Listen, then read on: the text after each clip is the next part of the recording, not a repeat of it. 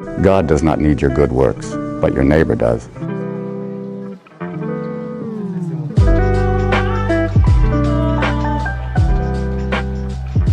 Welcome back to the Go to Hell podcast. Strong opinions weekly held about Christianity, culture, and pop culture and beer.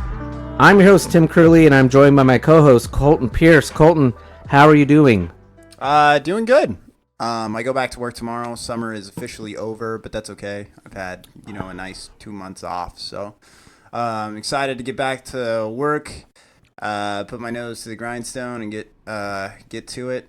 Although tomorrow's like a really casual day where like the teachers just kind of mingle, say hey. We're like working on our classrooms. There's not like I don't have much scheduled for tomorrow. I got like a meet and greet with our new principal at like 10 tomorrow. I'm gonna be coaching water polo in the morning, so it's all good. Yeah, but I also start 5:30 a.m. practices next week, so that's gonna be bleh. But other than that, excited, ready to take on the school year, ready for new kids, ready to see old kids. But yeah, how are you doing? Doing well. It's been a minute since we last recorded. What has it been? 2 weeks? Yeah, 2 to 3 weeks. Yeah, like 2.5. Yeah, I've had a couple of very good weeks. Let's see. 2 weeks ago, my wife and I made our trip to the coast. Had a fantastic time. Stayed in Arroyo Grande, right around the corner from our favorite restaurant, Mason. And saw Brad Paisley the first night. He was spectacular. Did a full show. His hits, did some stuff like Purple Haze and some other covers. And then second night we saw Zac Brown Band, and they did their typical just amazing show. It was kind of weird because the concerts were at the Mid-State Fair, which is in Paso Robles. And so you have to get tickets to get inside the fair, and then you got to wait in line. And so the first night, the Paisley show was supposed to start at 7, but he had an opening act that went for about an hour and a half. Well, second night, Zac Brown Band just started at 7:30. So half the concert is out in line. Like, wait, what? Like, so we can hear, like, the concert started. We're all, like, angry because the line's not moving. And what do you mean you're starting at 7:30? Where's the opening act? So the best thing I could guess was they were performing on a Sunday. And even in the middle of summer where the venue is, there's probably some kind of curfew. Noise ordinance. So they probably had to, because they were done like at 9:30, maybe 10 o'clock. So I think they couldn't have an opening act. So that was a little off-putting. We're in line and we're walking in and they're about a third of the way through the free into the Mystic medley. I'm like, damn it, that's the one song I wanted to hear, but I got to see or hear most of it. But they did the big hits, Toes and Colder Weather. And they had some other crazy medleys. They did I can't remember what song. It might have been Toes. And then they went into Take It to the Limit by the Eagles. They did a cover of the fiddle player did Sabotage by the Beastie Boys. Nice. The band did the whole music and everything, and he was screaming and yelling like whoever, I can't remember which Beastie Boy did that. That was crazy. And then the guitar player, who also plays piano and organ, and is sings one of the higher notes in their harmony. He did a full version of Layla, like sang it and did all the guitar to it. Nice. For like a 7-minute version. It was crazy. Nice. So they always I mean, that's the first time I've seen them in person, but I've seen all kinds of YouTube videos. They always pull out the stops and do crazy covers. Oh, they did Isn't She Lovely by Stevie Wonder. Nice. And they had a female singer and she did a song. So It was a great time. And then Monday we got up and actually, no, before the concert, we made our way to Central Coast Brewing Company in San Luis Obispo, and it was fantastic. We had their beer around here before. I'd never been to the location. We had like 2 hours to kill, so I pulled in there and. Apparently, you didn't have 2 hours to kill. Well, yeah. Well, we had 2 hours to kill before we were gonna have dinner with our daughter and granddaughters because they had come over for something else, and so yeah, this was like midday. So sampled some of their beers, some of their IPAs, and their IPAs are okay. If I'm being honest, that's not their strength, but they've got some really good pilsners and German beers that are fantastic. But had a really good time there. And then on Sunday, got up, had some breakfast, and then moseyed into the Firestone Walker Emporium on our way out. Got some fresh beer and some fresh shirts because I've kind of worn out my other Firestone Walker shirts. So it was a great time. And then came back and I got COVID from being over at the coast. So if you're counting, this is Tim's 21st time getting COVID.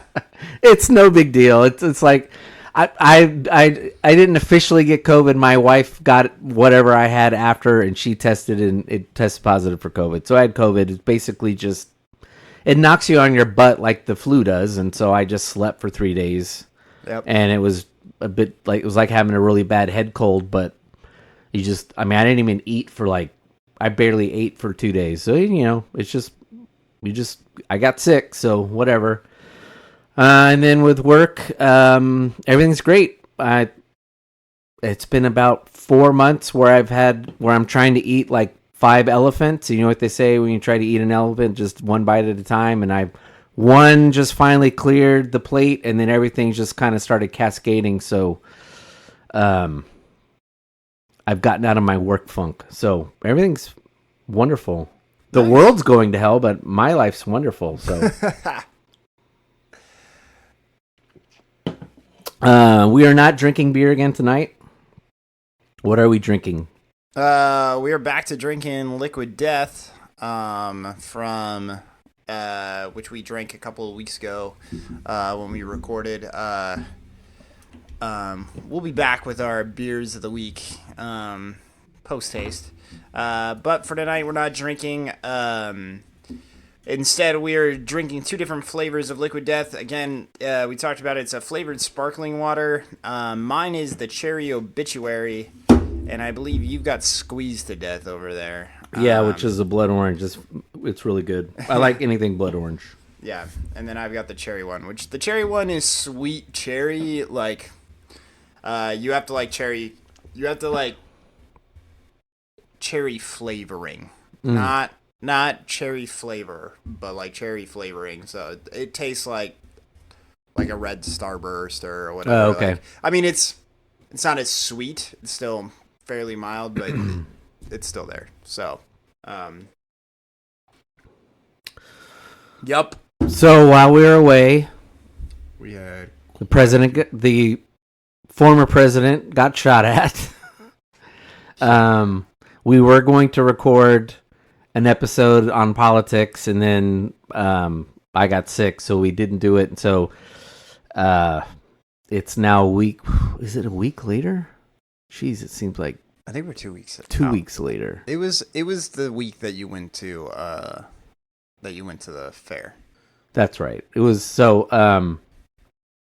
That's right, because we couldn't. So anyway, we haven't recorded since it happened. We're gonna do an episode. We've been talking for quite a while. If you've been listening to us regularly about politics and I'm doing a politics. politics, and I think how it relates to Christianity, and I think how we think the church in America. I would say on both sides. The left wants to point fingers at the right, and the right wants to point fingers at both sides. Are captured by politics. They use politics way too much to shape their lens on how they read scripture and everything. I find it asinine. I've been off Twitter. I've barely been on Twitter the last 3 or 4 weeks. It's just gotten so stupid. But you and I both agreed we're not going to talk politics tonight. We're going to stick with what we've been doing, which is the Apple Music tour through the Apple Music Top 100 list. But we do want to talk briefly about maybe some thoughts about Donald Trump getting a shot thrown at him, and then also the opening ceremonies of the Olympics. So, what are your thoughts? Yeah. So first off, with Donald Trump getting shot at, I think that this should be a heartbreaking moment for everyone in our country. Not because you stand with Donald Trump and what he's doing, but it's that somebody in our country and a lot of people sometimes in our country believe that the only way out is through violence. And that's such a heartbreaking thing to in a sad way to view the world. Because if we continue to go down that road, we're not better than some of the most evil people on the planet, where we believe that the only way is by offing this person or whatever. Again, it's people are people. Every life matters. And so how do we so even if Donald Trump, if you believe everything that social media has told you, and he's a racist bigot who, sexist pig, whatever, does that mean that he deserves to have his life taken from him? And I hope that the majority of people would sit there and say no. You can view him as an evil, evil man, but it's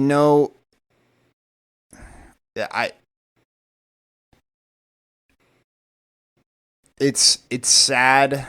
And I think that it should be a sad moment for people in our country, not because, again, if you're able to remove yourself from the political agenda, again, people are getting shot at all the time in our country. And so, like, I don't want to make it seem like this life is just that much more significant. But again, it's about what is this person doing, and why was it considered okay in order to and there are people out there that are sitting there and saying that this is okay. And that's heartbreaking. I would feel the same way about if somebody took a shot at Joe Biden.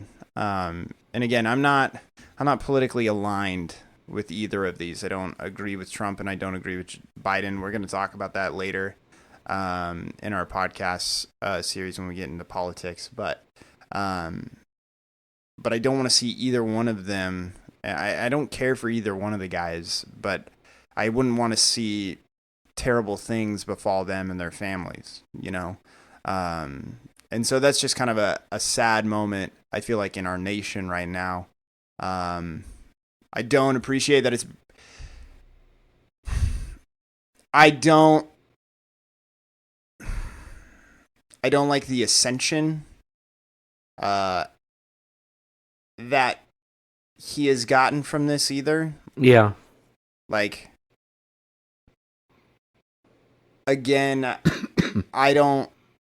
people shouldn't be sitting there and, like, he got shot and so therefore he can walk off a bullet and we can, like, then we should vote for him kind of stuff. Like, it's weird how psychologically lots of people have shifted their mindset of Donald Trump because he got shot and survived and, was still made it to the Republican National Convention a couple days later after getting a shot to the ear.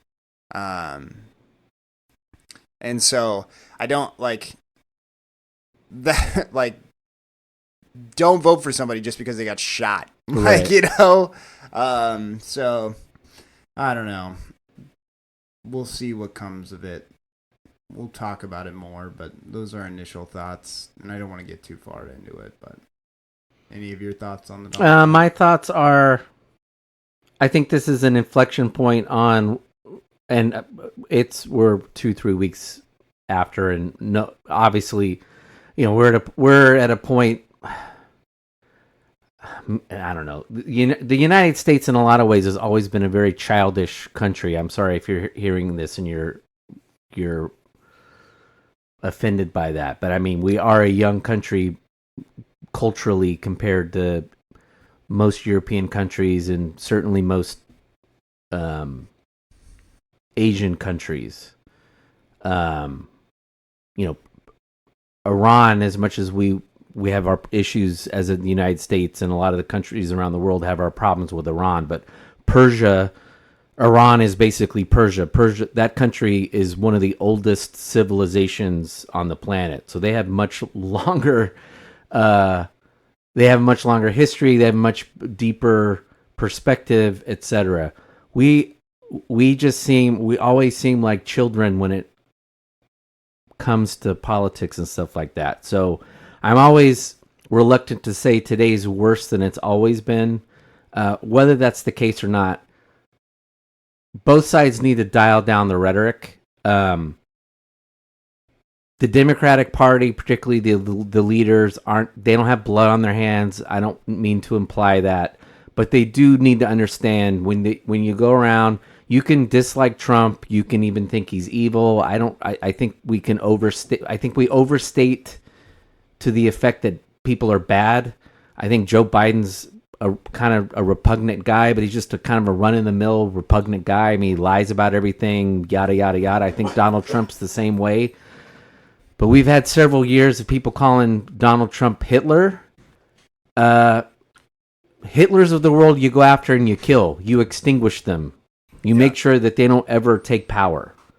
And so there was a lot of cognitive dissonance that I found on the night of and the day after of all these Democrats who were like, oh, well wishes for Donald Trump. You're like, you've been calling this guy Hitler for 2 years. So what, you either don't mean that he's actually Hitler and you need to shut up and stop calling him that, or your well wishes are all bullshit and it's just for it's just to make you sound like you're a really nice guy. But the rhetoric, really, we need to dial it down.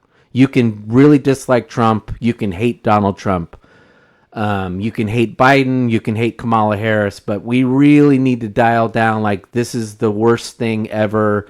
This guy's a Hitler. She's a communist. All this stuff that we've been doing that's become very popular all across the political spectrum, including with Christians. Yeah. Because it just leads to the crackpots of society who, this guy's responsible for what he did, but it just gives them more ammunition to stew in their crackpottery when they hear national politicians and thought leaders on whatever side of the political spectrum feeding into this hyperbole and hysteria.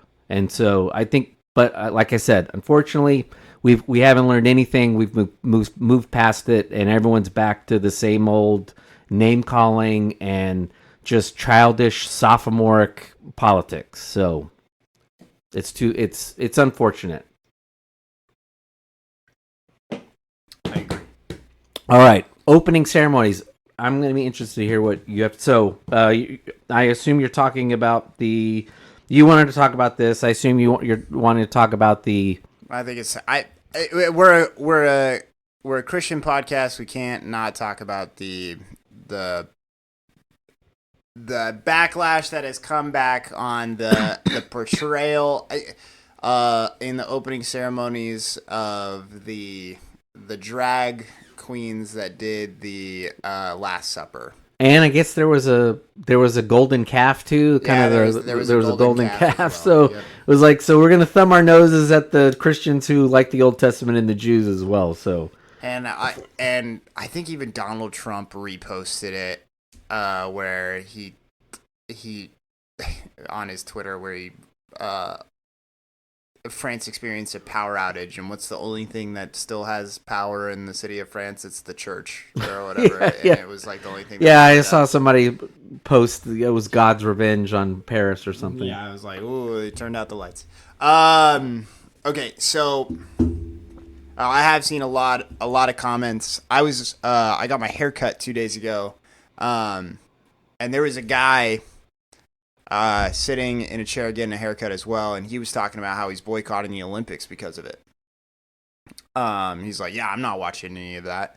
He even asked the barber to turn it off. There was like, I can't even remember. I think it was women's soccer that was playing at the time, and he's like, "Can you get this shit off the screen? I'm boycotting the Olympics." And he's like, "Yeah, sure." So he like played music videos, you know. And I was like, I was watching that, you know. But and then he goes on this rant about the whole, and he's like, "Can you believe this shit?" And he's going on about the Last Supper and the golden calf thing, and he's like, don't push that agenda on me, and like you disgrace Jesus Christ and all this kind of stuff. And I've seen a lot of it on TikTok, Instagram, Facebook.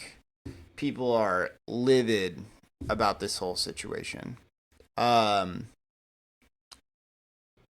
My thoughts on it and why I think that we needed to talk about it was because again we are a Christian podcast, and so this is a hot topic in Christianity right now. Lots of people are upset about it within the faith. And so my encouragement to a lot of you that are upset is I don't think that you should hold things sacred like that. So if you're upset because of a Leonardo da Vinci painting, like, you know what I'm saying? Like, this was, and their portrayal, is, and this is where it's kind of, and it's hard to say to people, because a lot of people have a lot of, you know, there's a lot of cultural stuff that goes on and things like that. But when you're growing up and you're getting teased by somebody, your parents may have told you, hopefully they told you, that, or even if it's your sibling, because it's your sibling, they're like, hey, if you just ignore them, it'll go away. Because what they're trying to do is get a rise out of you. And they want that rise. They want to do something that hurts you. They want to see you hurt. Because that's how the world works. Lots of people want that from people. And you see this all the time. Somebody burns an American flag and people lose their fucking shit. But has anybody been hurt? Has anybody... And I understand that symbol means a lot to people. But has any harm actually been done to your person? Has it been done to your kids? Has it been done to your grandpa? No, but it's what my grandpa stood for. Your grandpa didn't stand for the flag.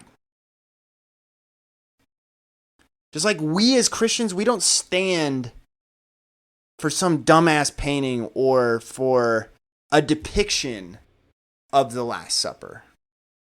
And when you sit there and you realize that that's not what we stand for, then they can't take that away from you, right? But if you put all your worth in this and you're like, oh, this is our moment, and how dare they like tread all over it, then all of a sudden you've now given in and allowed them to get that rise out of you, and they have now hurt you in the way that they wanted you to hurt.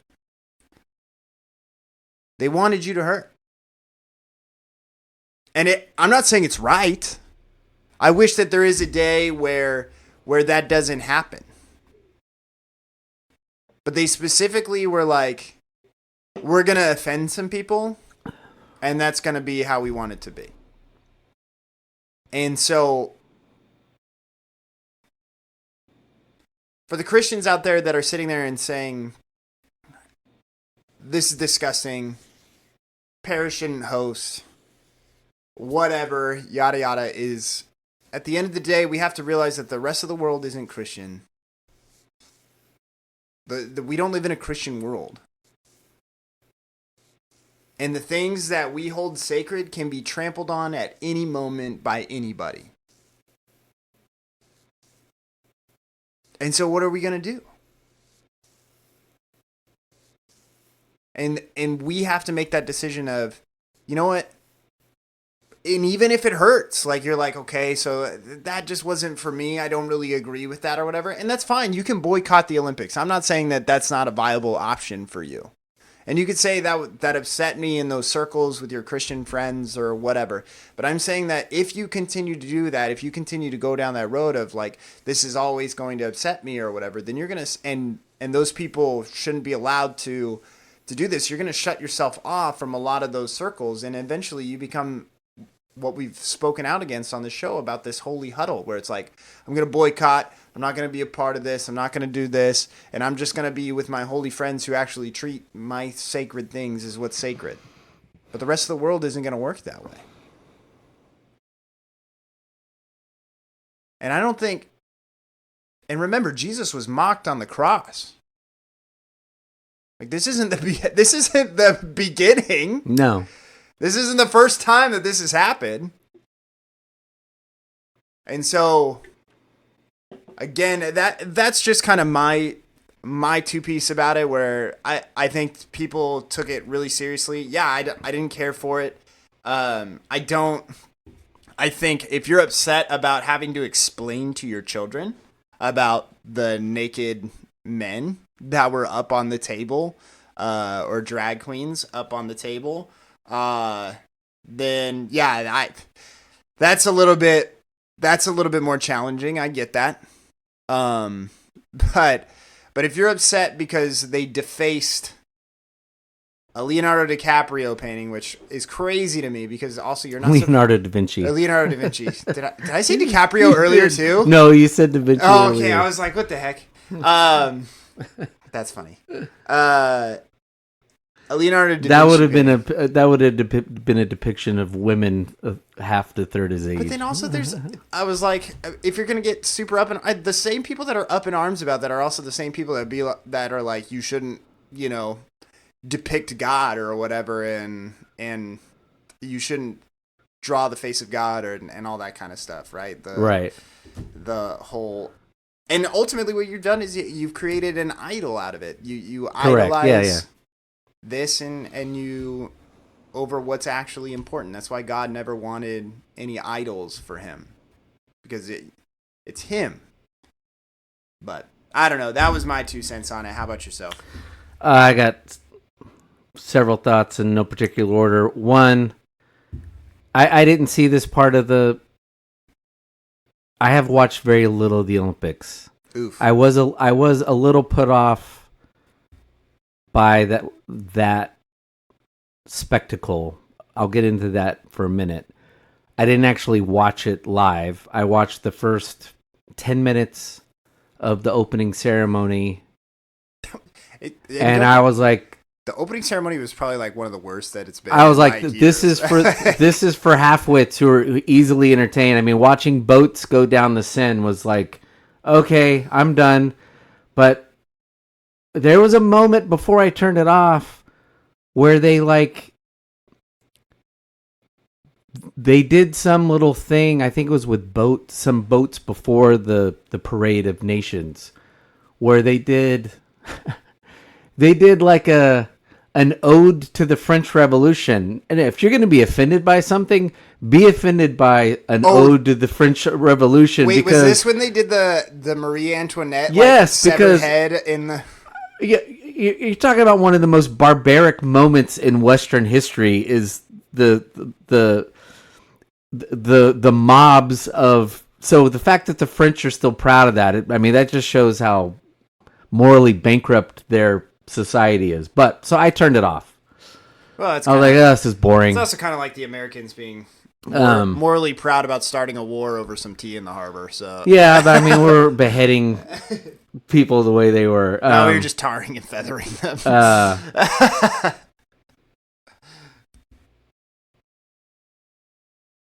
look, I've had an axiom in my life for 25 years or so. Since I was a kid, when being offended became a thing, like a badge of honor. And my thing is, the only thing that offends me are the easily offended. And I think Christians need to really learn that. Look, if you're offended by it, do it quietly. Right. Don't get on Twitter. Don't get on Facebook. Social media, stay off of it. Just quietly be like, I don't need you poking. I don't need you mocking me in what's supposed to be these Olympic Games that are supposed to bring unity. I don't need you mocking my faith. But do it quietly. Don't get online and get uppity and angry about it. Because to your point, all you're doing is just feeding the provocateurs who are trying to get a response out of you. Right. And let the non-Christians do all the all the offending and the culture warrior stuff. To your point of like, I'm not even a Christian. I don't need to see a dude's balls hanging out of some pants. Right. Standing next to a kid. I mean, it was bona fide pedophilia going on that stage. Yeah, it was rough. That's something to be offended by, not, like you said, this mockery of an iconic Christian painting. And Christians always forget the words of Paul in one of his letters of, why are you angry at the pagans who don't believe in what we believe in? Assume they're going to mock you. Just assume it. Yeah. And let it roll off your back. But instead, we don't love our enemies. We make a big deal about it. Which then, to your point, then just makes the provocateurs want to be even more provocative about it. And so it turns into this thing, and it just, get over it already. Look, this idea of a Judeo-Christian culture is largely a myth to begin with in the United States. And it's not been that way if it ever existed. Certainly, there was no Judeo-Christian culture in Europe. To whatever extent the Catholic Church had a culture in Europe, that's been dead for 200-300 years. Yeah. So don't expect some European country. Don't be shocked when some European country leans in and does something like that, particularly France, which has always been this way. Right. Jesus doesn't need you getting offended over nonsense like this. If, like I said, if you're going to get offended because of the nudity and the just in your face. Now, we've picked on our side. I will say this. This is also, though, like the death at the trans funeral episode that we did. Note if you're listening to this and you tend to be more, you're loving and you believe that trans people and homosexuals can be Christians and all that. Look, that's fine. If you have friends who swim in those circles, please tell them to knock off all of this shit. They're not helping their side. Right. Again, it's the people who are supposed to be the most loving and inclusive and all that who tend to be going out of their way, proving to be the least inclusive and the most offensive, and trying to go out of the way to make sure that they let everybody that they don't like know that they don't like them. Right. And that we could care less about you. So if you're trying to make friends and get rid of enemies, doing this kind of thing in the middle of the Olympics is just sort of, it's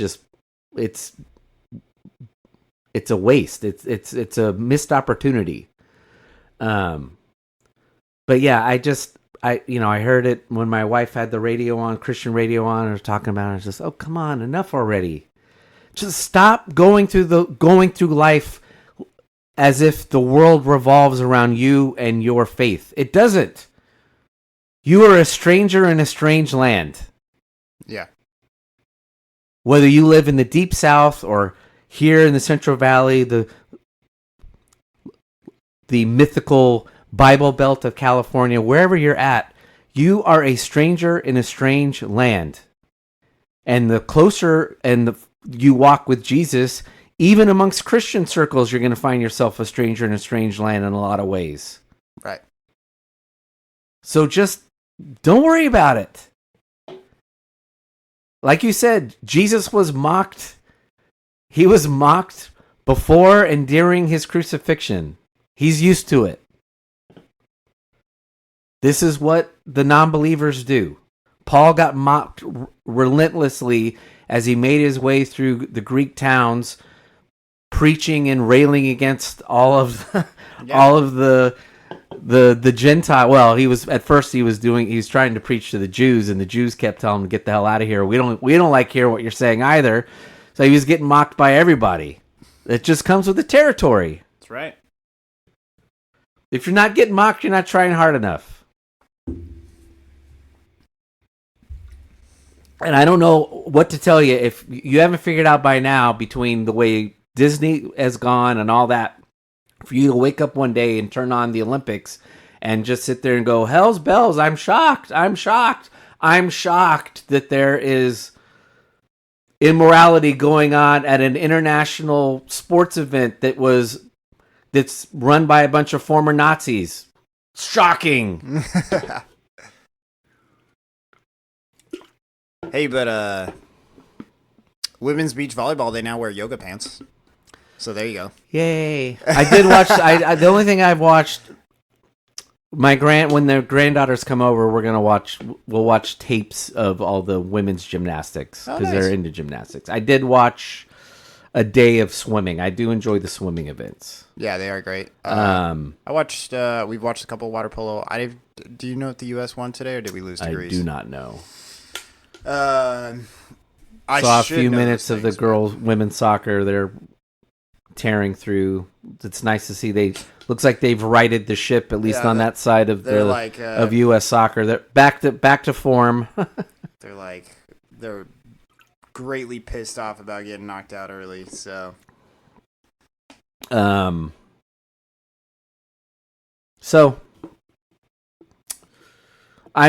truth be told, I'm more of a Winter Olympics person anyway. For some reason, I like ski jumping and some of those odd events, and when it gets to track and field, I'll probably tune in. There's some sports that I like to watch in the Summer Olympics. Skating was fun. I like that it's back. We watched some surfing a little bit. We watched men's and women's gymnastics. Watch some. It's great. I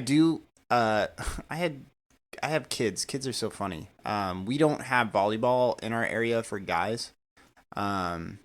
If you've ever played volleyball, it's a lot of fun. But I have high schoolers all the time that are like, "That's not a real sport," which is so bizarre. No, we had when at my little tiny private high school, we had a girls team, and they were always getting close to. They were always getting into the CIF finals or close. Yeah, and those girls played club. They were traveling all around California playing. And I watched a lot of it because I had friends that were on the team, and so you'd go watch the girls play because they were showing up at your football games. And it is a lot of fun. Yeah, it used to be. I enjoyed it more back in the day when it was a slower thing, and they like everything else, they've sped it up for television. I don't like it as much. I like it when you had to gain set and all that kind of stuff, and it was harder to score points. But it's still like. No, the boys who say that, I mean, there was a girl who almost got killed on the East Coast. Yeah.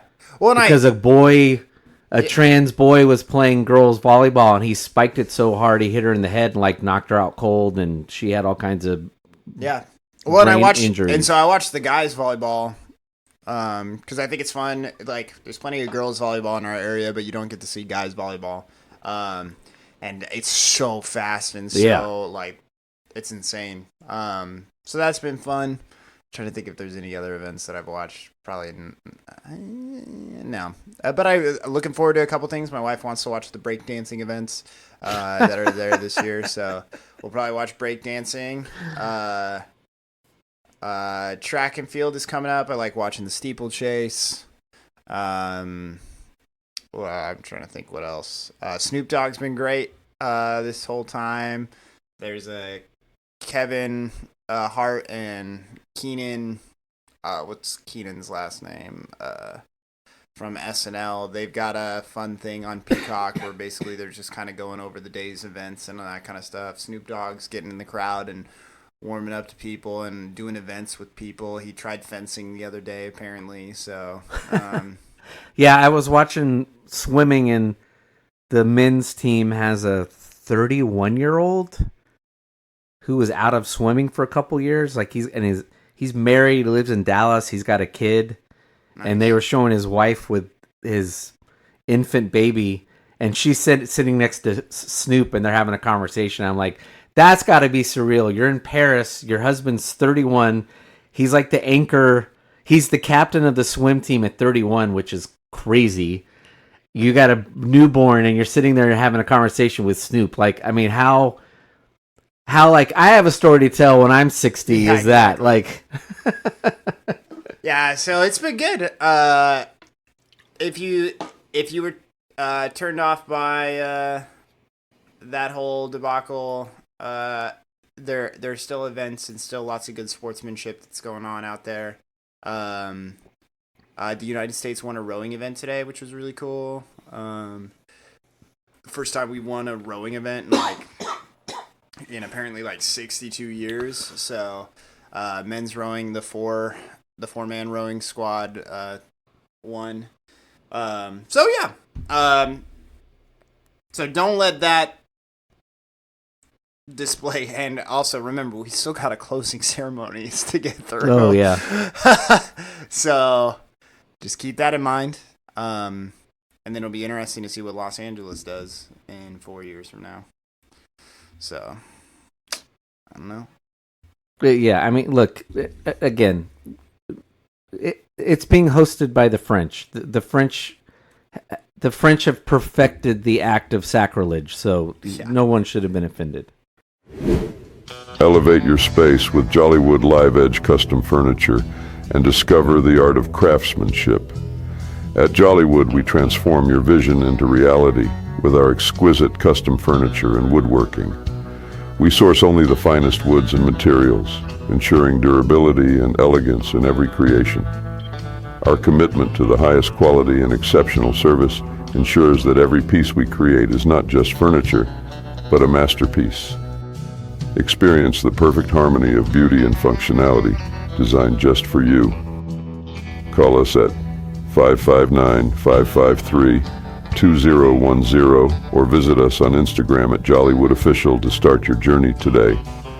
Jollywood Live Edge Custom Furniture. Crafting quality, creating legacy. All right. Well, on to our heavyweight topics for tonight.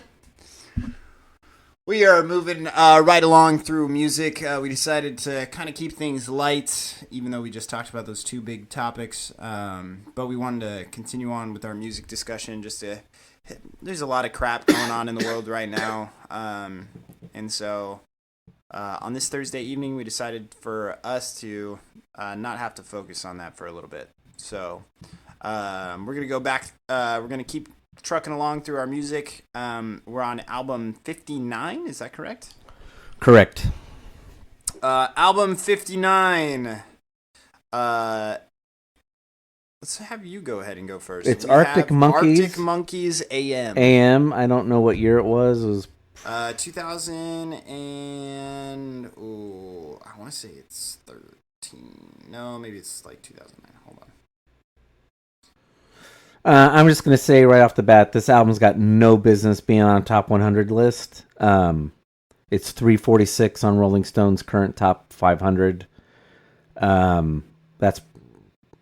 That's probably where it should be. because it is a fantastic 2013. It is a fantastic album. I think it reset alternative rock, and where it's been in the last 10 years. It's got a nice blend of rock and hip hop, R&B, psychedelic. They blend it into this fusion. It's a fresh, distinctive sound for sure. That album is set apart, I think, from their work and a lot of the contemporary stuff going on. I think at the time, it was the Killers and a lot of other bands that were, kind of all the same. But these guys really took it to a whole new level. And, I enjoy it. I enjoyed it immensely. It's been added to my listen to a couple times a year for sure. The hits that are on there I was aware of. I just hadn't listened to the whole album. But again, it's not a top 100 list, but top 100 album. But I'm glad I heard it, and it was a pleasure to listen to.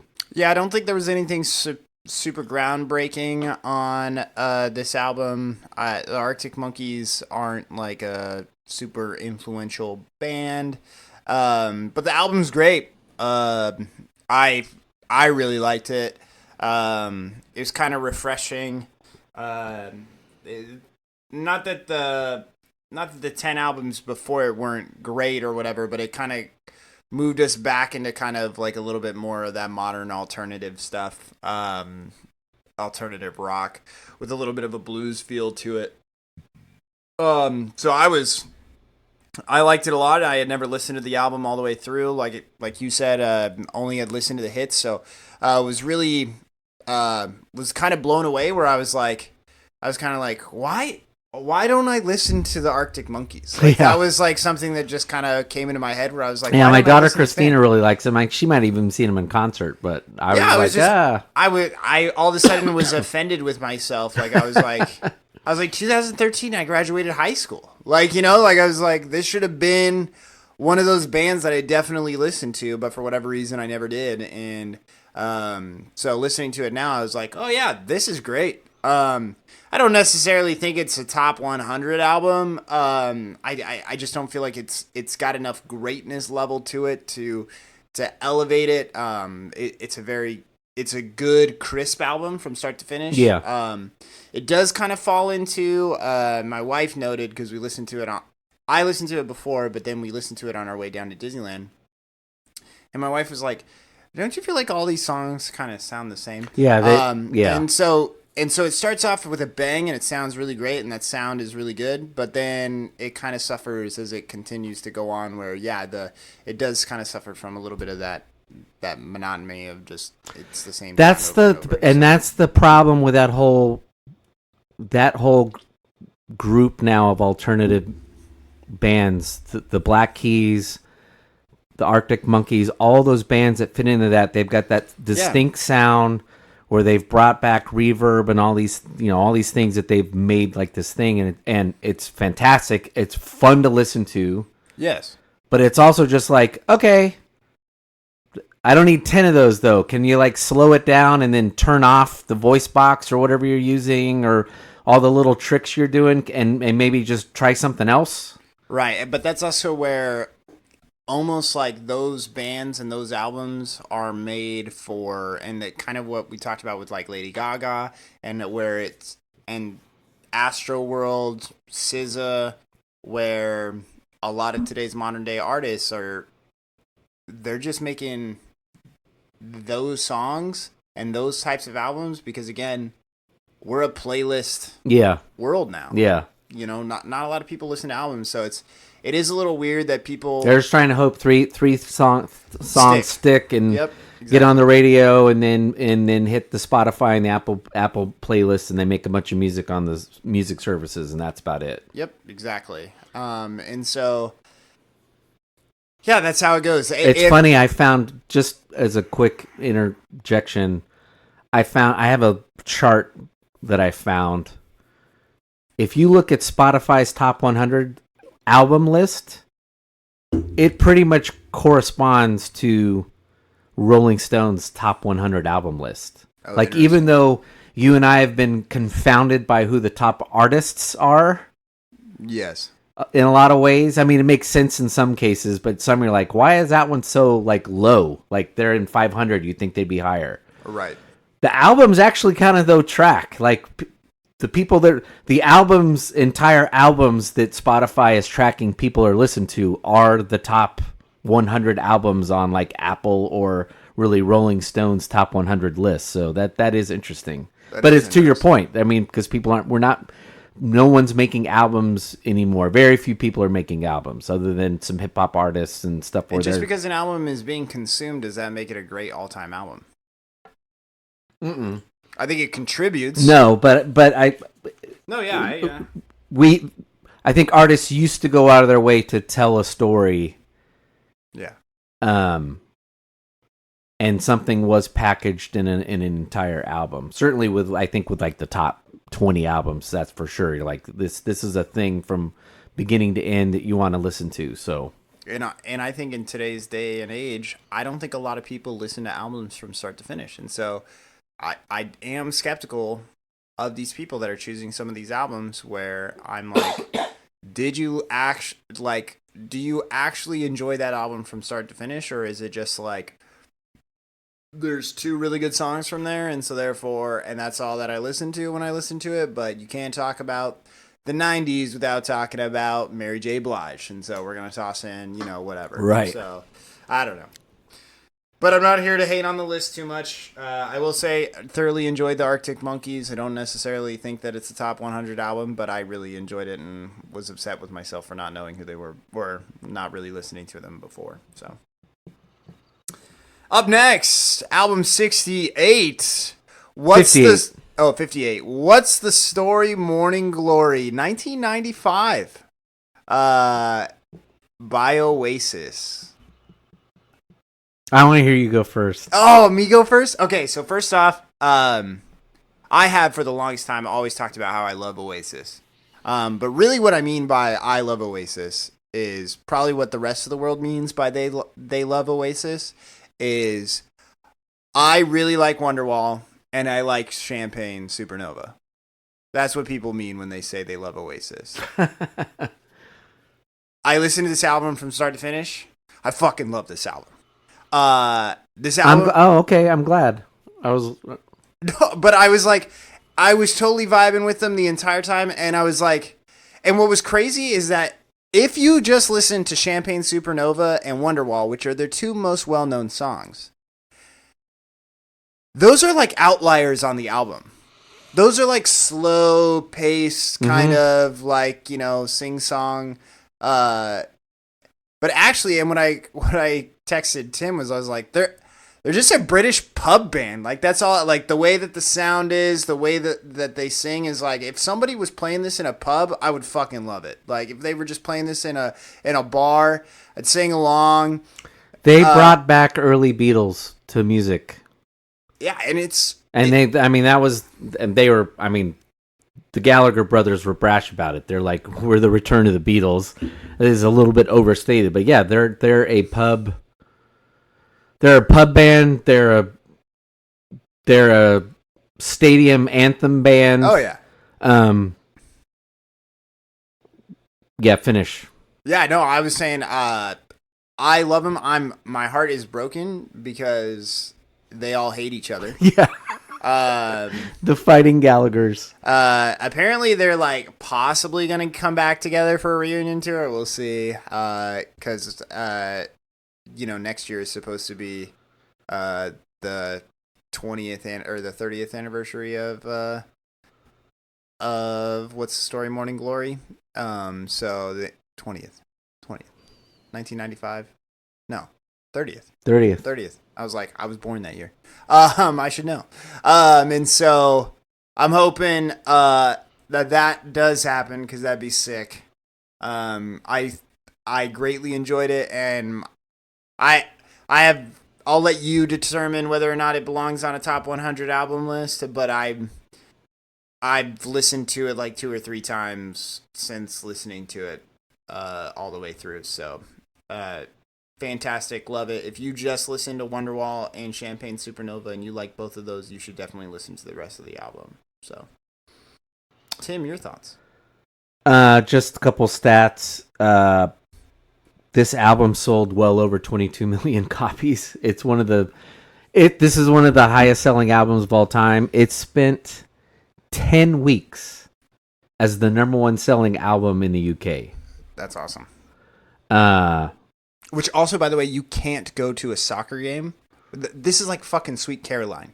Yeah. Like, there's no soccer game in England that doesn't play Wonderwall where everybody in the stadium sings it. And Champagne Supernova also plays during the holiday. Yeah. Like, so there you go. But keep going. They put British pop rock back on the map. I mean, it didn't exist. Yeah. They put it back on the map. It's a fantastic album. It's super easy to listen to. It's like you said, it's like putting in a Neil Diamond album and you're like, oh yeah, I know, like, all these songs are easy to sing, listen to and sing to. I think if you're going, Apple's definitely leaned into the recency bias. I think Rolling Stone's been slowly trying to shuffle its list around to account for some of the greatness of these recent albums. This album's 157 on Rolling Stone's list. I think that's too low. If you're gonna do a post grunge only lasted like 4 years. If you're gonna do a 90s rock album, this is it. Yeah. United States or UK, this is it. Yeah. Just in terms of iconicness of, like you said, the two songs, it's the song everybody can listen to at a concert or at a bar. It's in a gazillion movies and TV shows. It's just, so I think it whether you like them or not, or you think that they're the level of musicianship is that great. Well, let me spend a minute. They do a fantastic job of taking the Phil Spector wall of sound, there's a lot of albums that do that. This is one of those wall of sound albums. I've never heard Oasis live. They strike me as a band who is probably pretty good live. But again, there's a lot going on this album though too. They've layered in a lot of stuff. Yeah. It's an in-your-face album. Yes. Even on the slow ones, just the music is just screaming at you. Again, Phil Spector wall of sound. It's hard charging. There's nothing subtle about how these guys go about. It's as brash as the two Noel and what's Liam, I think is the other one, as the Gallagher boys themselves. So it's easily a top 100 album. 58 I think is probably where it should be, maybe somewhere up in the 60s, but I got no problem with it being 58. I actually had more of a problem with Rolling Stone having it 157. It doesn't get any more iconic than this in the last 30 years. Yeah. I fully agree. Number 57 now. We have D'Angelo Voodoo. You want me to go first, or you got something you want to get off your chest over there? I'll go first. Well, I guess the dogs will go first. They didn't like it either. This one's... Okay, I missed the boat on this. Here are one of my notes. Okay, the music, great. The music's fantastic. Oh yeah, 100%. A great modern adaptation of jazz and soul and funk. It's very innovative. I could see it as groundbreaking. Rolling Stone has it at 28. I can see why musically, this is a music appreciation album. The song "The Root" has a lot of biblical language in it. This guy knows his Bible pretty well. The lyrics, though, overall are way too repetitive in most of the songs. It's just not my cup of tea. And I think it really turned me off on my overall thought of the quality of this album. But this is clearly a Critics' Choice album, so I'm missing something. I admit I'm the one missing something. Yeah, this album gets the award for It's very most. it's very eclectic. Oh well, this album gets the award for most misleading album cover of all. Yes. I was expecting some gangster rap, bro. Yeah, no. And we get smooth R&B Yeah, with like what? African drum beats. Yeah, I was like, what? Jazz ensembles in there. I was like, what is happening? So if you haven't seen this album, it's got Old English, Voodoo, and D'Angelo is sitting there with does he not have a chain on and shirtless? It looks like the 50 Cent album cover. Yeah, like, this is Method Man Mark II, a jazz ensemble. So it's like, what the? I didn't know who D'Angelo was. I have no problem sitting there and saying that my work in. I'm sure Eric, our friend Eric, knows this album very well. Yeah, I'm sure he's and here's the cool thing is, I think that this one is a credit to the artist.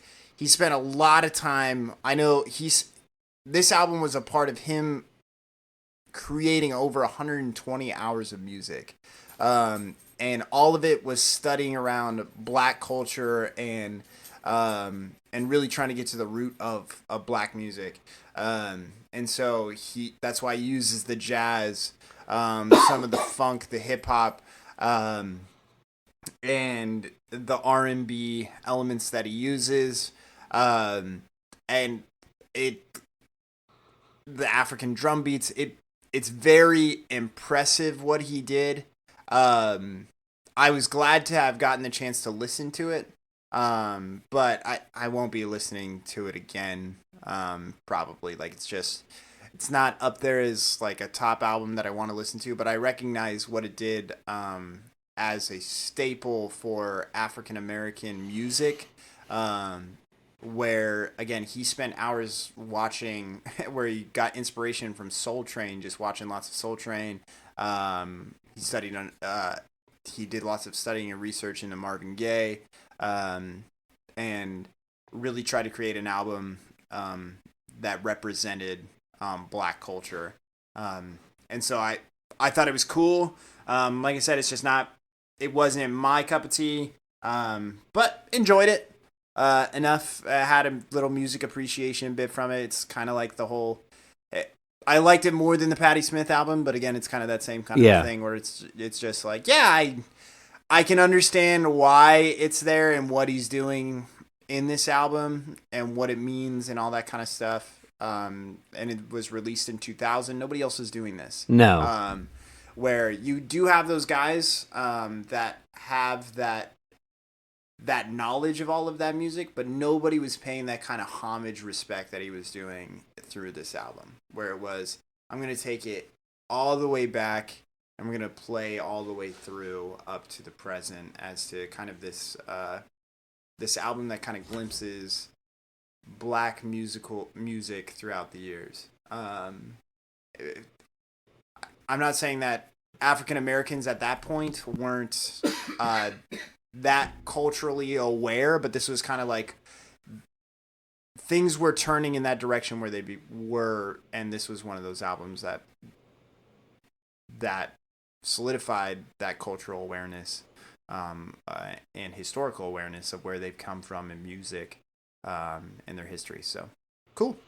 But yeah, it'd be interesting to find out who listens to this album, and I would be interested to know D'Angelo's background. I don't think I could be completely wrong. I wouldn't be shocked if I'm wrong, because we've noted how we've noted Jay-Z's incredible music background. But this strikes me as and this isn't a knock in any way, at all. But he strikes me as a middle-class black kid, not a kid who grew up in the inner city, who had like the time and the money to listen to jazz and all that kind of stuff, and maybe even go to school and study music. This sounds like somebody who studied music, right, and then wanted to do something kind of mainstream hip hop kind of centered to give to people who do like hip hop, Yes. This isn't like I said. I'd be shocked if this kid grew up in the streets of Baltimore or Queens, Yeah. or wherever, but Chicago, South Side of Chicago. I think he's probably more of a middle class kid who grew up like studying music and stuff like that, and it shows. Like we talked about. So He's a Harlem kid. We got it. Well, regentrified Harlem.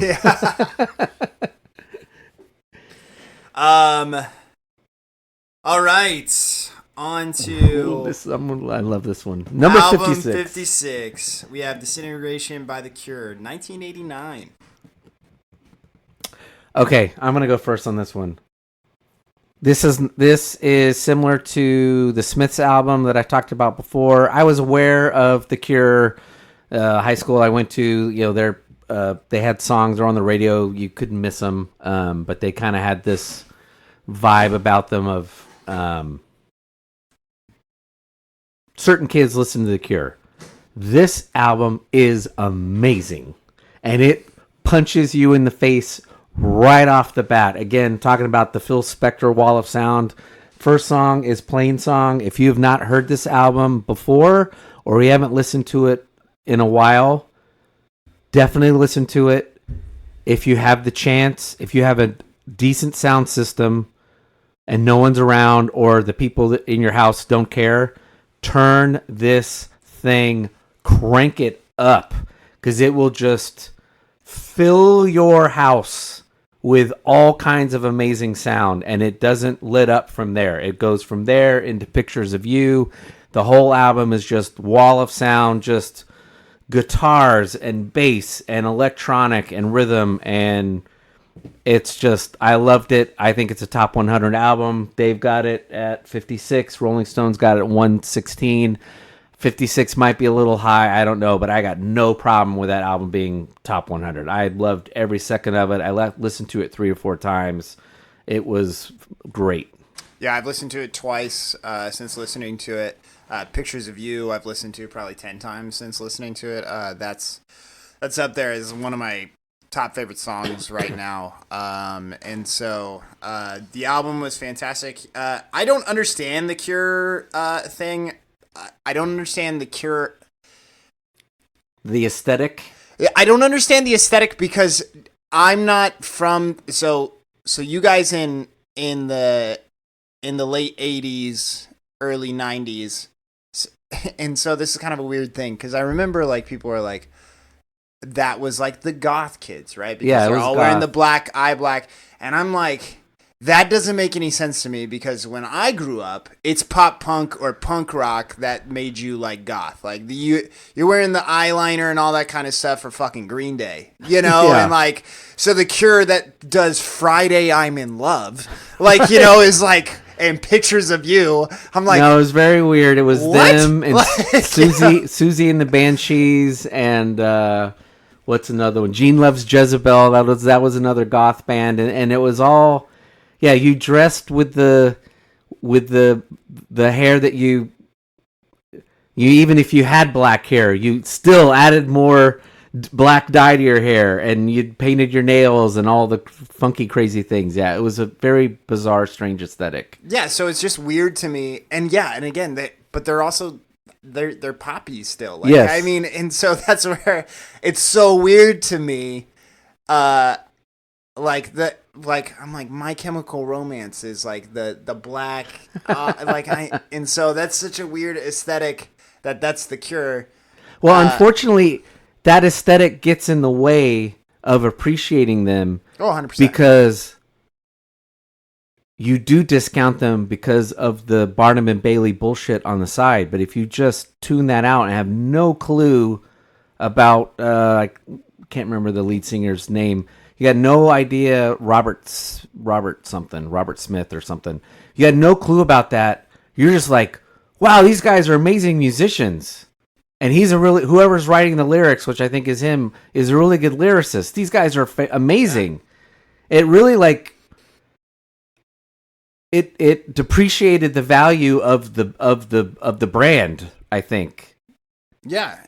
I mean, it made them iconic as well, but it was it did, but it kind of made them like a a caricature though instead yeah. of iconic, and so you get past the caricature like, oh no, these guys are really fantastic. So Yeah, so I thoroughly enjoyed it. I agree. I think it's a top 100 album. I don't know if it's 56 again.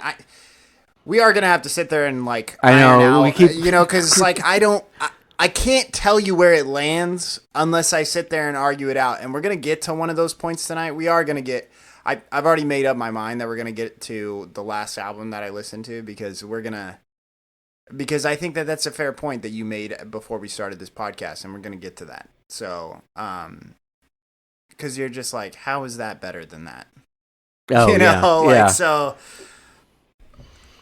I just no, but whatever. I'll get to that later. Number 55, we have "Annie" by Rihanna or "Anti" by Rihanna. You want to go first, Tim, or do you want to go first? I don't have much to say about this. It was fine. It's just like it's just love and sex, and I don't know, it's just whatever. It's 230 on Rolling Stone's list. It was perfectly fine to listen to, but it's just like some of these other newer albums, and I got to be honest, it's you've been open about it. I probably need to be just accept it. I think I'm missing the boat on a lot of these female albums. I didn't. Whatever. It wasn't like a wasted hour. I'm like, well, okay. I mean, it was fine. So this is Rihanna's most. I don't know if it's her greatest album. I know that it's her most because I just don't listen to a ton of Rihanna. This is her 2016 album. She's had a lot of music before this. This is her most successful album. And it's good. There's nothing. She does try a bunch of different styles with her music in this one. She broadens her horizons a bit. She shows her depth and her ability to sing. She shows that she's got a bag of pipes on her, which is great. I don't think anybody was questioning that about Rihanna, though. No, yeah, she definitely has a voice, for sure. And so, and so it just comes out to be this pop album, and I'm gonna keep harping on pop on a regular basis because I just don't understand what this is doing here. I just don't know. Is it just like I don't know. I don't understand what it's doing here. It's a good pop album. I don't know. Right? It's the same thing with the Lady Gaga one where it's like, yeah, it's a good pop album. It's a good pop album. That's what I got for you. Is it groundbreaking? No. Like it's pop music created to be made for mass consumption. And so I don't know. I did listen to it twice. From start to finish, and so I did enjoy it enough to where I wanted to listen to it again. So it's good. I don't know if it's a top 100, but yeah, that's pretty much all I got on Rihanna's Anti. Anything else on it? No. All right, album 54, A Love Supreme by John Coltrane. Go for it, Tim. So, this album, I'm stunned by this. This album is not on Rolling Stone's top 500. They do 1965, by the way. Yeah, they do have his other album, Giant Steps, at 232. This album is amazing. It completely deserves to be on a top 100. I think Rolling Stone missed the boat on this. It's one of the most important jazz albums of all time. We've mentioned a lot about how we respect albums that are a methodical, thought out, like complete beginning to end. That's what this is. It's a spiritual journey that's broken up into four. The album is a suite of 4 parts, and it's all talking musically. There's no lyrics. It's just jazz, but it is using music to convey this spiritual journey that he's going through. It goes from acknowledgement to resolution to pursuant, and then finishes up with psalm. And this is an album that he talked about just being this album that talks about it's a musical narrative that explores his bouts with addiction, faith, devotion, redemption. He grew up in a Christian family. His grandfather was I think it was a African Methodist pastor. Coltrane went through a long period of not believing. I don't think at all he was ever came to faith in his adulthood, but this is an album that's dealing with that spiritual journey and that struggle with again spirituality, faith, and the addiction that he was always dealing with alcohol and drugs, as 1950s, 1960s musicians were. So it's amazing. I enjoyed every minute of it. I've heard this album before. It's a fantastic album. It is up there with, I think, Miles Davis as just a iconic demonstration of, if you've never heard jazz before, you want to know what it is, this is a perfect album to put on there and get an understanding of what jazz at its peak was. And I don't think has been since. Yeah, I think I texted you and I said, this is a fantastic jazz album. I want more of this. I don't know if there's any more jazz on the... Coltrane should be on here. If he's not, then that's a travesty. There should be a Miles Davis album in blue, I think it is. It will be on here, I imagine. So it was awesome. Loved it. I don't feel like there's a lot to say. I any more to say than what Tim said. It was fantastic. I like jazz though, so you like jazz? I do. So it was good to listen to. The only thing that sucked about it was that it was too short. Yeah, it's a short album. Yeah, it's 4 songs, so it was really good. It definitely deserves a spot, at least just an ode to jazz music and really what it means. I don't really like the token pieces that feel like exist on this list, but I do feel like jazz needs a representation on this list, and like I said, I don't appreciate that, but I think that this fights to be on this list without having to be a token. I don't know if 50 is where it belongs or in the 50s is where it belongs, but great, and would definitely enjoy listening to it. So, yeah. All right. I'm going to take a break before we get to the next one. Before Colton and Tim get into a skirmish over what Colton's thoughts are on Exile on Main Street.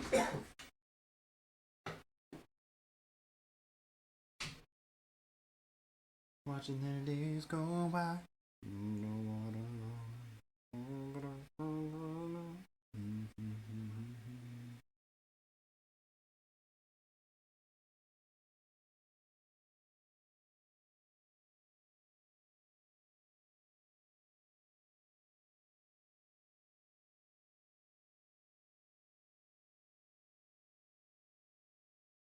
I have Topo Chico up there, but it's got grapefruit in it, so...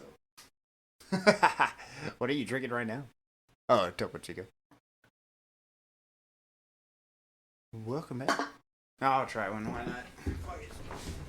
It's not super bitter. I low-key thought about, I was like, I could just put it off and just grab a beer. But,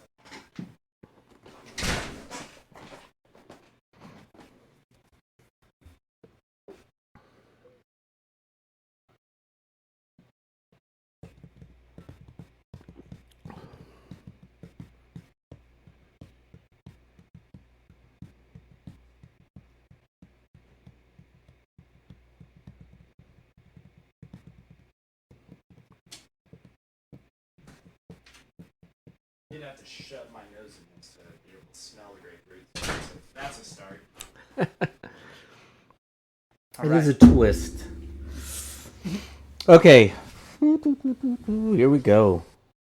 Album 53, Rolling Stones, Exile on Main Street. 1972, by the way. 1972. This album is 14 on Rolling Stone's list, and they have two other albums on there. They have another album in their top 100. They have Let It Bleed at 41, and then they have Sticky Fingers at 104. So, who wants to go first? I can go first, and you can... Correct you? You can correct me if you want. I like the Rolling Stones a lot.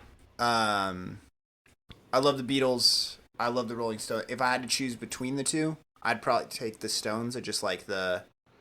I'm not saying that they're better than the Beatles. I'm just saying that on a regular basis, if I'm choosing who I want to listen to more, I'd probably play the Stones. I like the Rolling Stones a lot. This album for me, though, I did my research. Basically, what I got from it was this was the most artistic of their albums. Was kind of the idea behind it, where they made a lot of mistakes, and it kind of gave it more of this kind of garage band kind of feel to it all. And so for me, I was just kind of like, okay. And I do respect that in some elements, but this kind of went back to, what was it? Was it the Neil Diamond album? Where it was like, yeah, we put this on here because he recorded it in his basement. And it was like... Well, it wasn't Neil Diamond. It was... It was someone. And it was like, okay, great. Was it Neil Young? Neil Young. And so... It was good. I don't have a problem with it. I just think that there's better Stones out there. I know you're a big Tumbling Dice guy. And what's crazy is that when you look at the number one song from this album, it's Tumbling Dice. And you said when we went to, when we were at, what was it?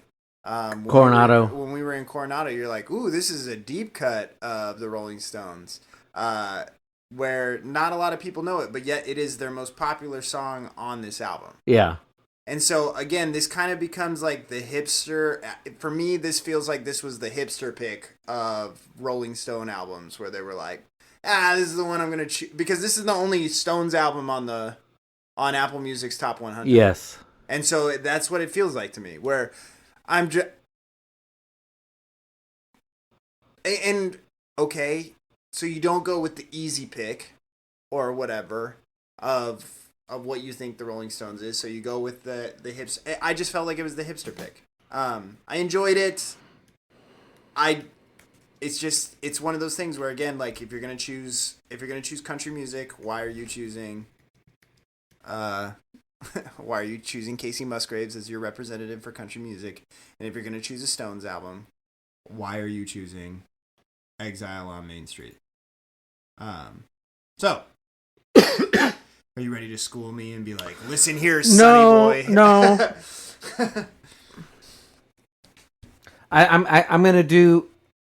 Nothing you said is wrong. I'm gonna do my best to explain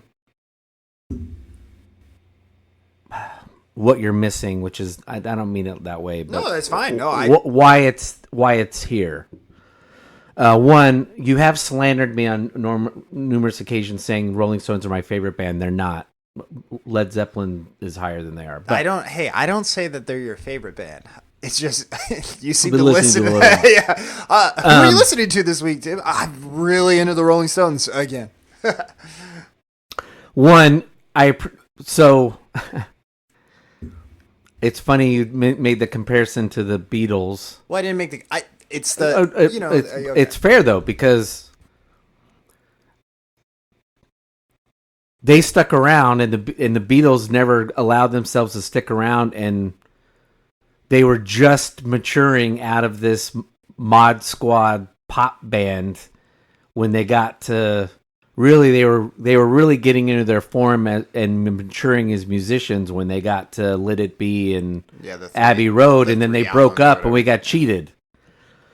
Whereas the Rolling Stones spent the first decade of the band desperately trying to be the Beatles. And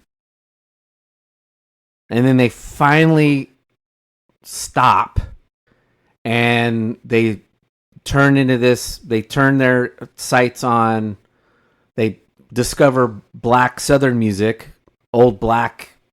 It's freaking great. Yeah, the blues. Yeah. Blues. And they decide they're going to throw themselves at that. They go down and they record Sticky Fingers at Muscle Shoals, which I think is the album recorded before this. Which Sticky Fingers, I would have chosen Sticky Fingers. I think Sticky Fingers, Rolling Stone and Apple have this higher than Sticky Fingers. I would have Sticky Fingers on higher because it's a better album. It is Rolling Stone. It's the band sitting in with some of the best studio musicians in the world at Muscle Shoals, getting disciplined, being disciplined, and putting out their best work. Yeah. I agree with you. There's a romanticism about this album where they do Sticky Fingers while they're at Muscle Shoals. They spend time recording with the Flying Burrito Brothers. Yeah. The Flying Burrito Brothers take Wild Horses and record it and actually put it out before the Rolling Stones get around to putting it out. Yeah. And I think I've never read this anywhere. I don't know. I might be making a wild correlation. I think you listen to this. They spent a lot of time with people like the Flying Burrito Brothers, and I think at the same time they were there was Freebird, Led Zeppelin, Leonard Skinner, and they decided they're going to strip down. They go to this chateau in France, which I think is the same chateau the chateau they record this at is I think the same one Elton John recorded Yellow Brick Road, which is nice. Funny. That's awesome. But yes, this is a stripped down, dirty. There's hardly any production. It's got a lot of mistakes in it. They're just basically recording themselves doing live takes of stuff. And in that sense, I can see the romanticism from people who really like the Rolling Stones of this is just being them and vulnerable and everything. It does have one of my favorite songs, if not my favorite, Tumbling Dice. Actually, the last song, I think it's the last song, maybe it's the second to last song on the album, Shine a Light, is also amazing. Let It Loose is great. Loving Cup. So I think this is just, yeah, I understand your criticism. I think you're completely fair. I think there's a little over romanticism of, oh, this is just them with their hair down and them just being musicians and all that. And look, that's great. Now I know what I'm going to get if everyone's sober and not fucking around at a concert. This is them. This is what I'm going to hear. And it's fantastic. Yeah. But I think them at their best, post-pop Rolling Stones, early blues Rolling Stones, where you're getting Sticky Fingers, where you're getting just, Brown Sugar and all that. That is the best. Yeah.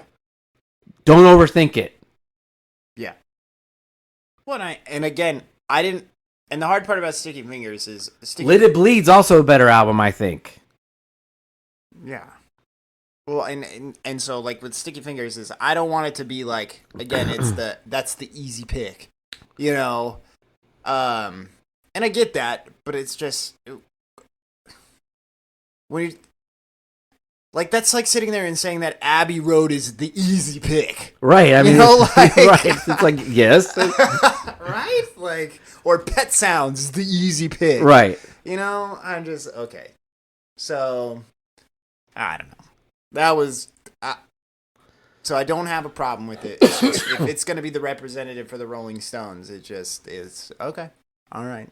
It just felt like it was the hipster pick for me.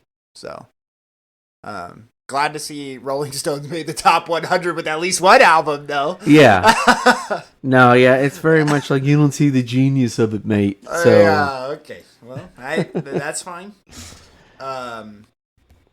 Next album 52, Appetite for Destruction, Guns N' Roses. 1987. yeah. You want me to go first? I can go first. Go ahead. Because I think you'll have more to say on it than I do. Let's take y'all back to 2008. Guitar Hero 2 comes out. Sweet Child of Mine is on Guitar Hero 2, and that was my first introduction to Guns N' Roses, which still to this day, I don't care what anybody says. There's a lot of Guns N' Roses out there that is a lot of people's favorite. Sweet Child of Mine, I think it's one of Slash's best songs. Slash on there is amazing. It's I think so Slash is an underrated guitar player because the band had an early demise and he's not great on his own. But one of my rules for being a great guitar player is having a unique sound. Like if you turn everything off, you're like, that's Slash. That's Slash. That's the edge. Like I know, and he has that, and so I don't know where he fits, but he's got that. His most iconic sounding song of all time is the riff from Sweet Child of Mine. So, absolutely. And it's on this album, and I said earlier in the series that Hell's Bells is my favorite album opener of all time. And it is, but there's lots of people out there that'll argue that Welcome to the Jungle as an opener is like one of the greatest opening songs of all time. But there's other songs in here that are fantastic that I don't think a lot of people listen to. Mr. Brownstone is so good. It is. Mr. Brownstone is maybe my favorite song on the album, and it is just a wild tale about being addicted to heroin. It is just, there were a few radio stations in LA that would play it every once in a while. They try to sneak it through. Yeah, Rocket Queen. Rocket Queen is a fan banger of a song to finish an album on. It is amazing. It's one of their underrated songs by far. Yeah, and so I think that this album, I think this is a really good, complete rock album.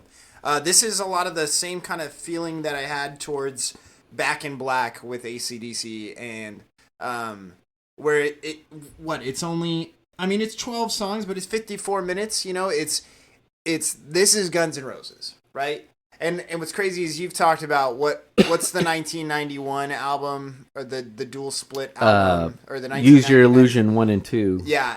Where we don't have a very nice, concise rock album with that. No, it's a mess. But this one, great. Yeah, I think Rick Rubin, if I remember right, produced this one. So it's a nice, tidy album. Yeah, it's tidy. It's great. Again, it's kind of one of those feelings that I've had about a couple of different albums on here. Lord's album was nice and tidy, where it's like, those were all great songs. They weren't all bangers or whatever, but all of those worked really well within the album. And I think that that's how it is for this Appetite for Destruction. I thought it was a great rock album. It's a staple. It absolutely deserves a place on the top 100 and a great way to represent rock and roll.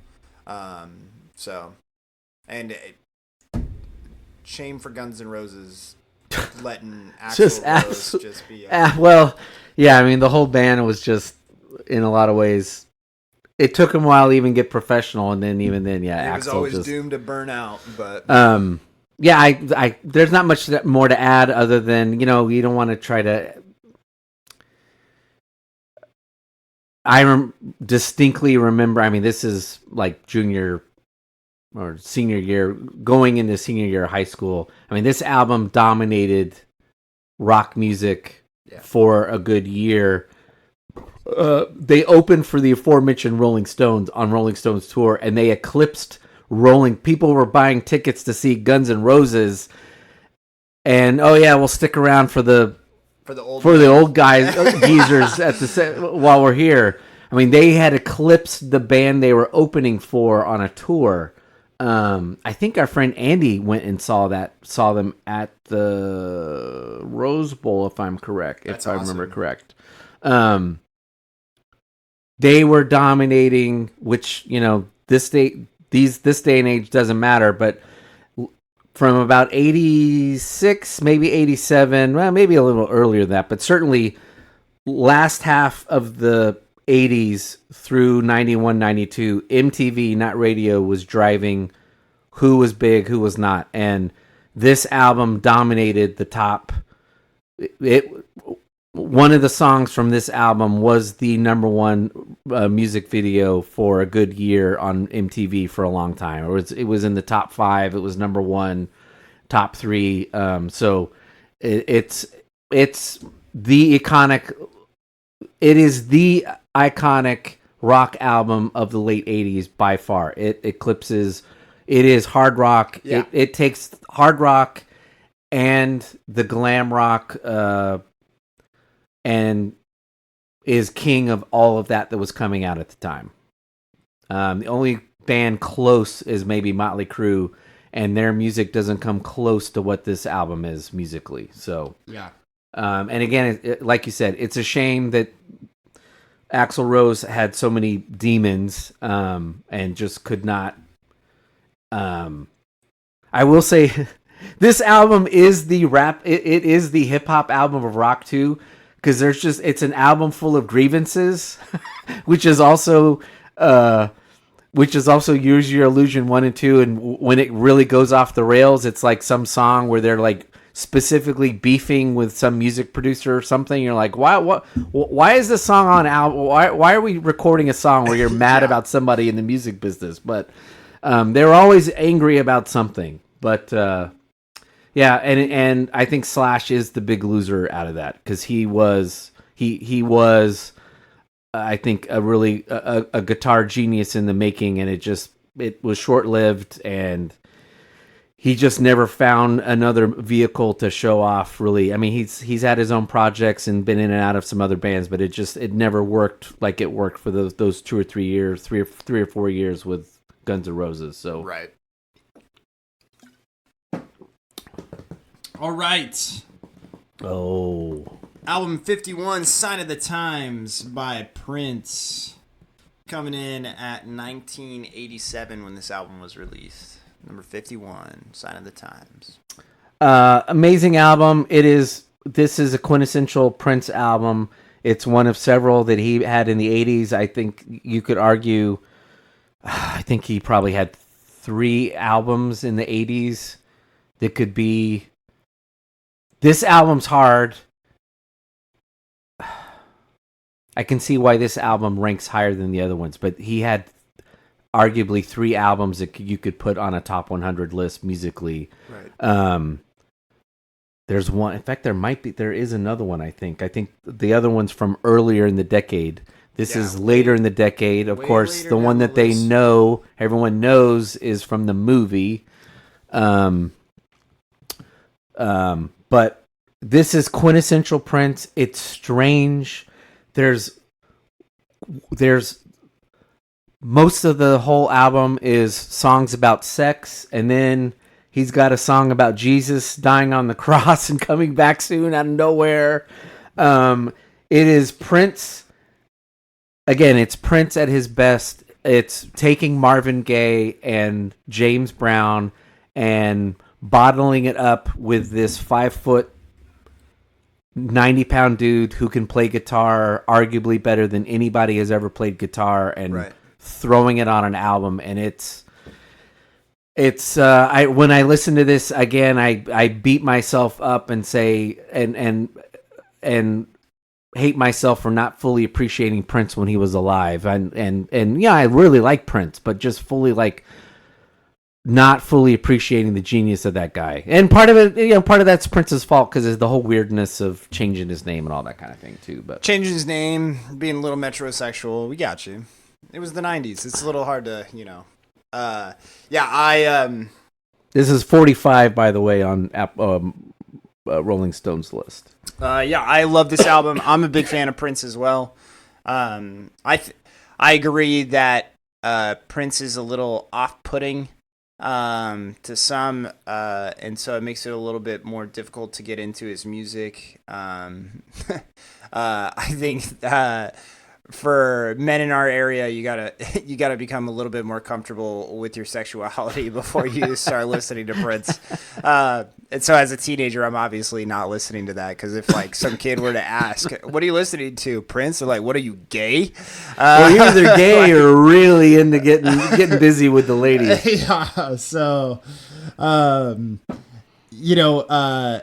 this album's great. I loved it. Hot Thing, You Got the Look, If I Was Your Girlfriend Again, and that's supposed to be him from his female persona or alter ego or whatever, Camille. And so he's just kind of a funny guy, but yeah, he's extremely talented. Again, this is kind of one of those things where I'm not saying that he's greater than Michael. It's the same thing with the Rolling Stones and the Beatles. Is I apparently like the redheaded stepchild more than the older sibling or whatever. I like Prince more. If I had to choose, I'm putting on Prince before I put on Michael Jackson. So early Michael Jackson, I think, competes with Prince at his best. Yeah. Before the album before Thriller is what is that, the Billie Jean album, whatever. The album before that, I think, is peak Michael Jackson. It's not the Thriller album, and if you take that, it stacks up with Prince at his best. But most people like Michael at Thriller after. Yeah. So I grew up. I still remember Purple Rain in the Rain at the Super Bowl. So best halftime show ever. There's a great, if you haven't seen it, go onto YouTube, and there's the guy who worked for the NFL, who was in charge of setting up the stage, was like, he's gonna get electrocuted. That's so funny. Yeah, he's in like 6-inch heels. Yeah. Playing on an acrylic stage, see-through stage, and it's raining, and he's either gonna fall and like break his arm or something, or he's gonna get electrocuted because it's raining and he's playing an electric guitar. And neither thing happened, and he just plays the best version of Purple Rain. So awesome. I was in the 6th grade, and I was like, "That's dope as hell." And if you're mostly familiar with the radio cut of Purple Rain, go listen to the Purple Rain album and listen to the full version, which is about 6-8 minutes. It gets a little tedious at the end where he's doing some other stuff, but you got to listen to the full version, not the radio version, to get to hear him, how great he is with the guitar. So Sign of the Times. Next one. In the books. We are on album 50. You're going to have to go first. Kate Bush, Hounds of Love, from 1985. I think this album is impressive that it was recorded in 85. The album holds up very well. I can see maybe that's why the critics really like it. It sounds like an album that could have been recorded 20 years after, maybe even 20 years after. It's like I said, it's 50 on here. It is 68 on Rolling Stone's list, so it is definitely a critic's favorite. Kate Bush is English. This album did very well in the UK. It had some limited success in the United States. It's not a go-to album. I guess it's an album that I respect the hell out of. Like I said, it does age very well. And I can see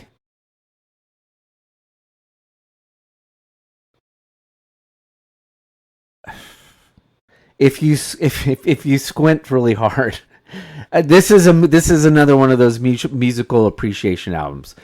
Can you explain to me how Kate Bush then begats the 90s, which is Tori Amos and Alanis Morissette, and the whole Lilith Fair kind of like underground lesbian movement music that takes over the mid 90s. You don't have Florence and the Machine, which is kind of a alternative band right now that's out. It's Okay. this Fine. is she is the creator of a subgenre of pop rock female music, and that's why this is on here. And there's certainly and there's a audience for it, and you and I aren't an audience for it. There's one song on here that's very iconic from the 80s, and again, it's another one of those songs. Yeah, it's the first song. That you've heard it in commercials and TV shows and movies and stuff like that. Yeah. So.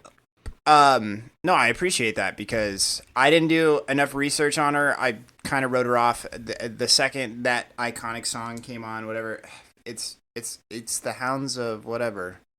It's that song. It's the first one.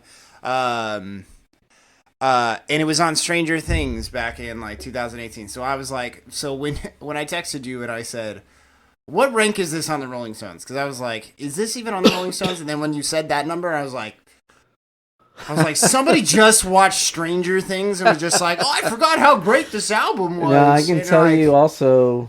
Let me see if I can find it on this chart that I have. Because it was all over TikTok and all that kind of stuff for a while, Instagram, and it was like, oh my gosh. So that song might be a little overplayed for me.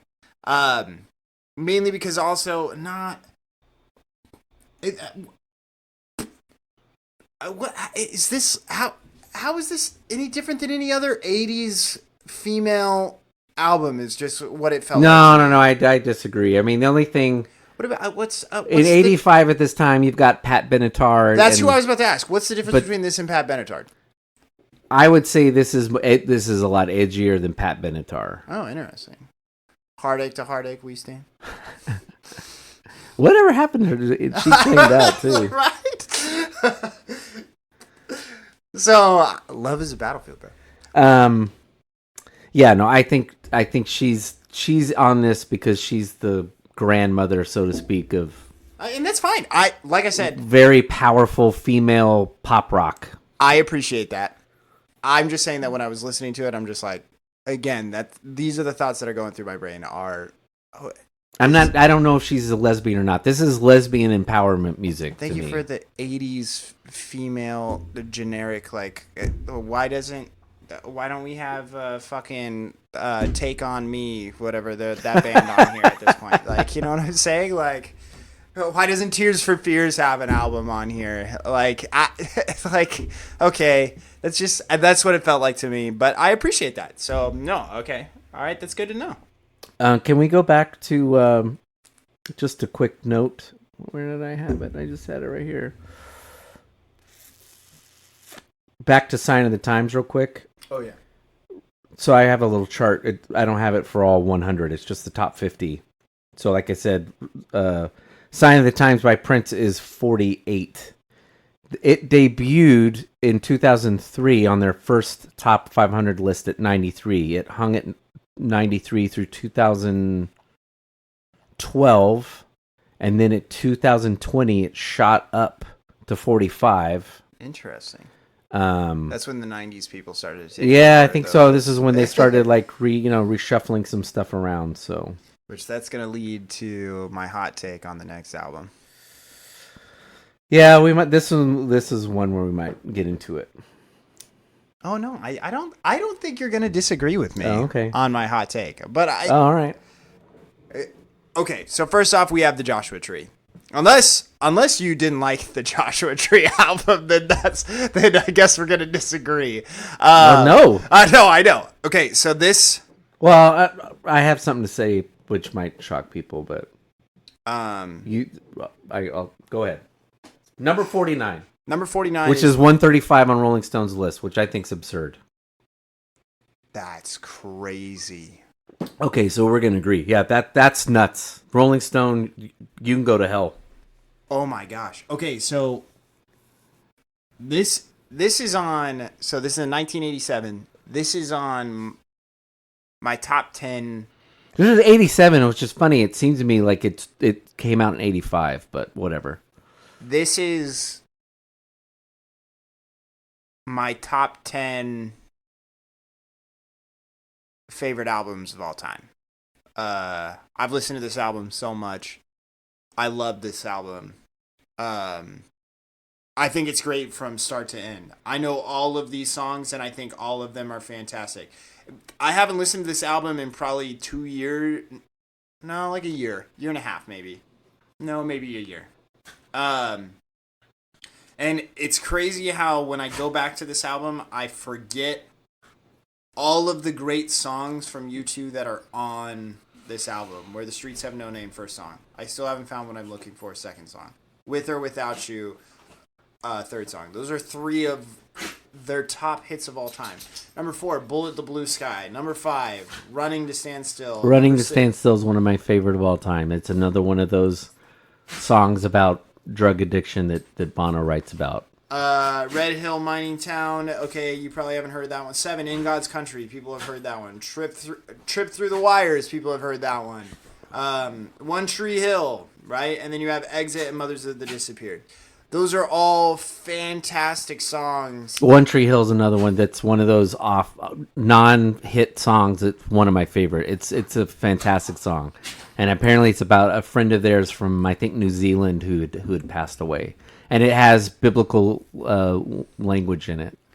And so like it's one of my, like I said, top 10 favorite albums for me of all time. I don't know where it stands on the top 100 list. I'd make arguments for it all the way up until it finally landed wherever it landed, because of I also think that Bono sings about things that are well beyond him and the band, and they sing about life and that kind of stuff, and it means a lot. Here's my hot take though on U2 is that they are a Gen X band that only Gen X really appreciates. Huh.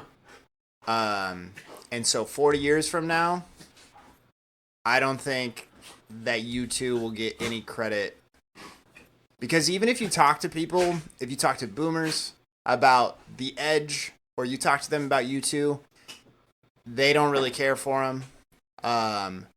Millennials, like millennials from the 80s, like born in the 80s, yeah, they like U2, but usually because that's what their parents or their older brothers or older sisters listen to. Do you think that's because they've stuck around too long? They overstayed their welcome, or it's just something else? No, I think that they Or were. it's just some particular style. I think that their style and their sound very much spoke to a certain generation, and then since then they don't. Well, the list, I mean, it's on Apple's list, but I mean, Rolling Stone just shows it right there. I mean, I don't understand how this, if you're going to put Appetite for Destruction on this list, Rolling Stone,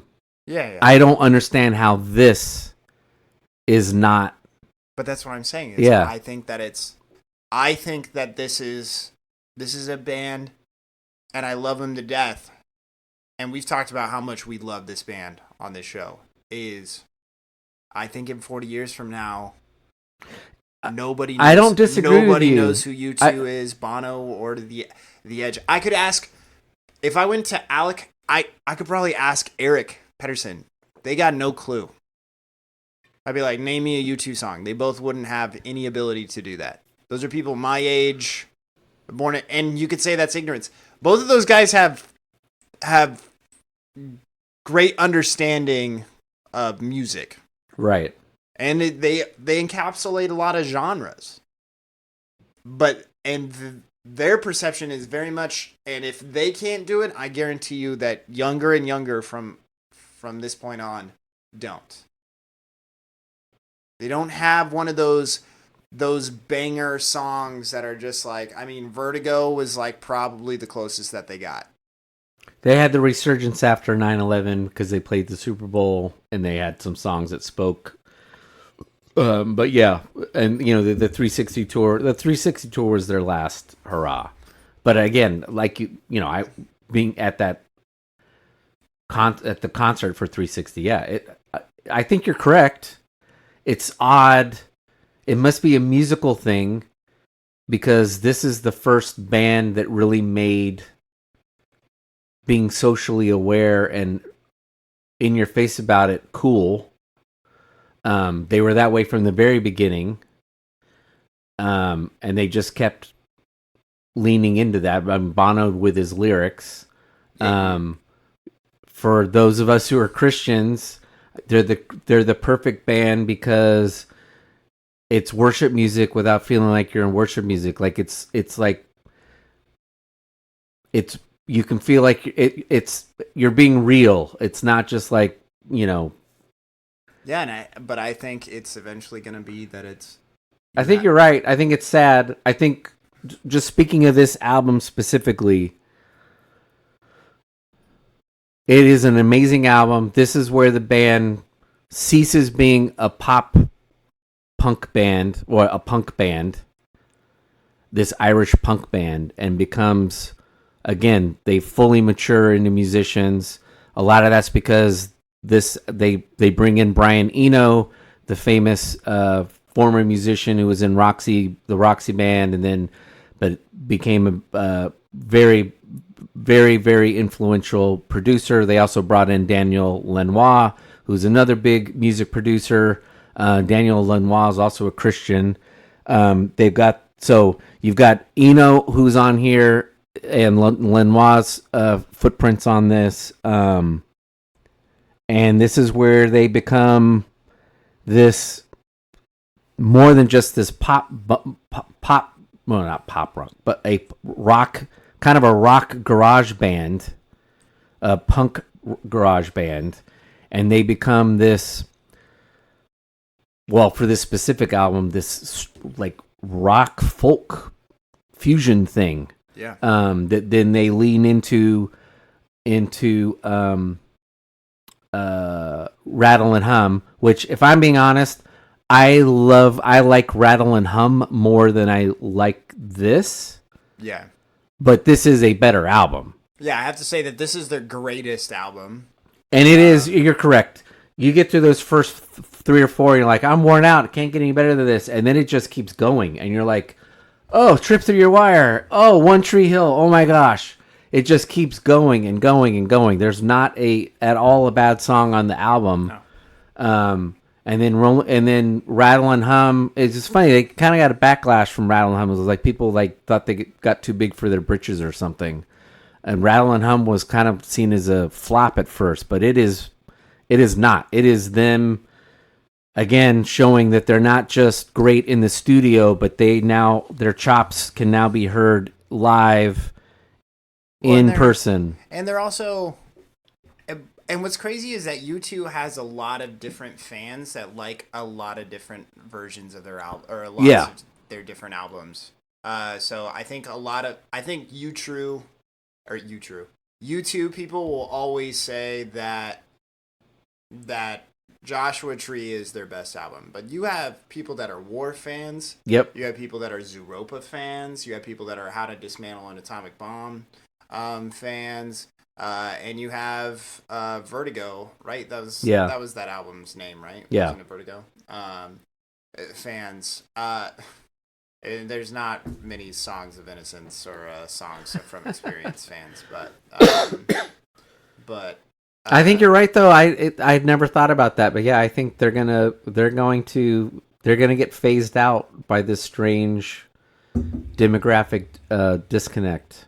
It's unfortunate. But I will say that I am grateful for what they have given us, because it really is a work of art, the Joshua Tree album. So that's 49. Number 48, Paul's Boutique by the Beastie Boys. This is probably my favorite Beastie Boys album. Number 19. It came out in 1989. 1989. It's 125 on Rolling Stone's list. And the band had just Adam picked up and moved his ass to Silver Lake, left the other two guys behind for a while. It looked like they were going to break up. He meets up with these crazy producers called the Dust Brothers, and the rest of the band moves out there, and they put together this crazy, funky, never ever heard before album, and it flopped. Critics hated it, and it didn't sell anything, and people thought the Beastie Boys were over. And it just slowly grew on people to where, again, some people think it's their best album. I think it's the music critics now think it's their best album. You could, if someone put License to Ill on there, it'd be hard to argue because it's such an iconic album. It took over. I mean, three white guys from License to Ill has Sabotage on that one, or no? Yes. Is that and No Sleep Till Brooklyn is that's no. Sabotage is later. That Sabotage is shoot. That's the Airplane one, right? Yeah. That's License to Ill.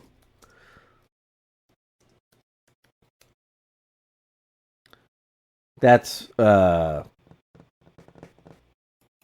Sleep Till Brooklyn. That's Girls, Slow and Low, Time to Get Ill, Brass Monkey, Paul Revere. Yeah, that's right. That's their first album. It blows up. It's them and Run DMC who are now making hip hop. Well, at this time it was called rap, but they're making rap now a household name with not just kids in New York on the East Coast, but white suburban kids like me in California. Yeah, it's I'd so say I can see why that could be on there, but yeah. Paul's Boutique is a unbelievable musical album, and it's fun, it's stupid, it's everything you want from the Beastie Boys. I thought this album was just a lot of fun. I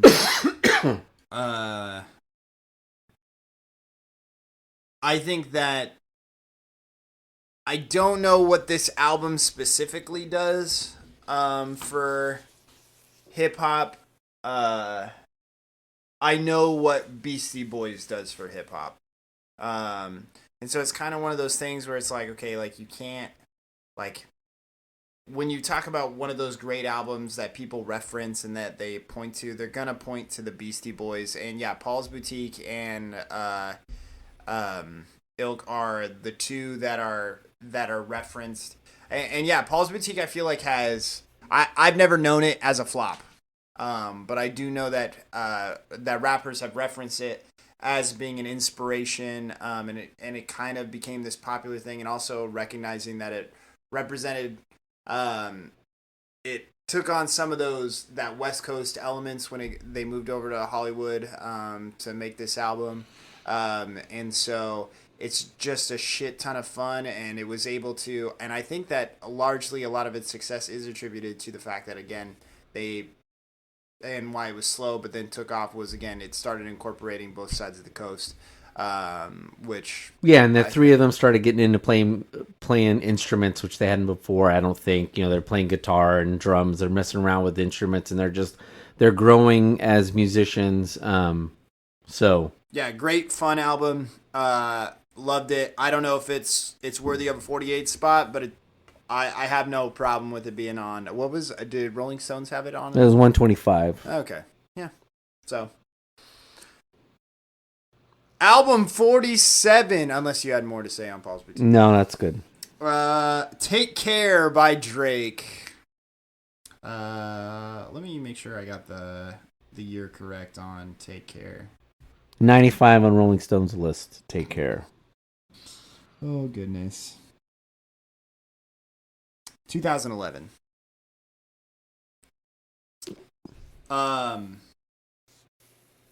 I think you've got more to say about this than I do. Okay, so this is an iconic hip-hop album. Of the last decade. Okay, so 2011, this song comes out, or this album comes out. Headlines: Crew Love, Take Care, Marvin's Room, Heifer, The Motto. All of these songs become instant classics with the hip hop community. Lots of people are listening to this. This is playing in the club. Drake has appearances from people that aren't even big yet. The Weeknd in 2011 is crazy. Rihanna, Kendrick Lamar is just really starting to hit his stride. Birdman, Nicki Minaj, Rick Ross, these are all features. Lil Wayne.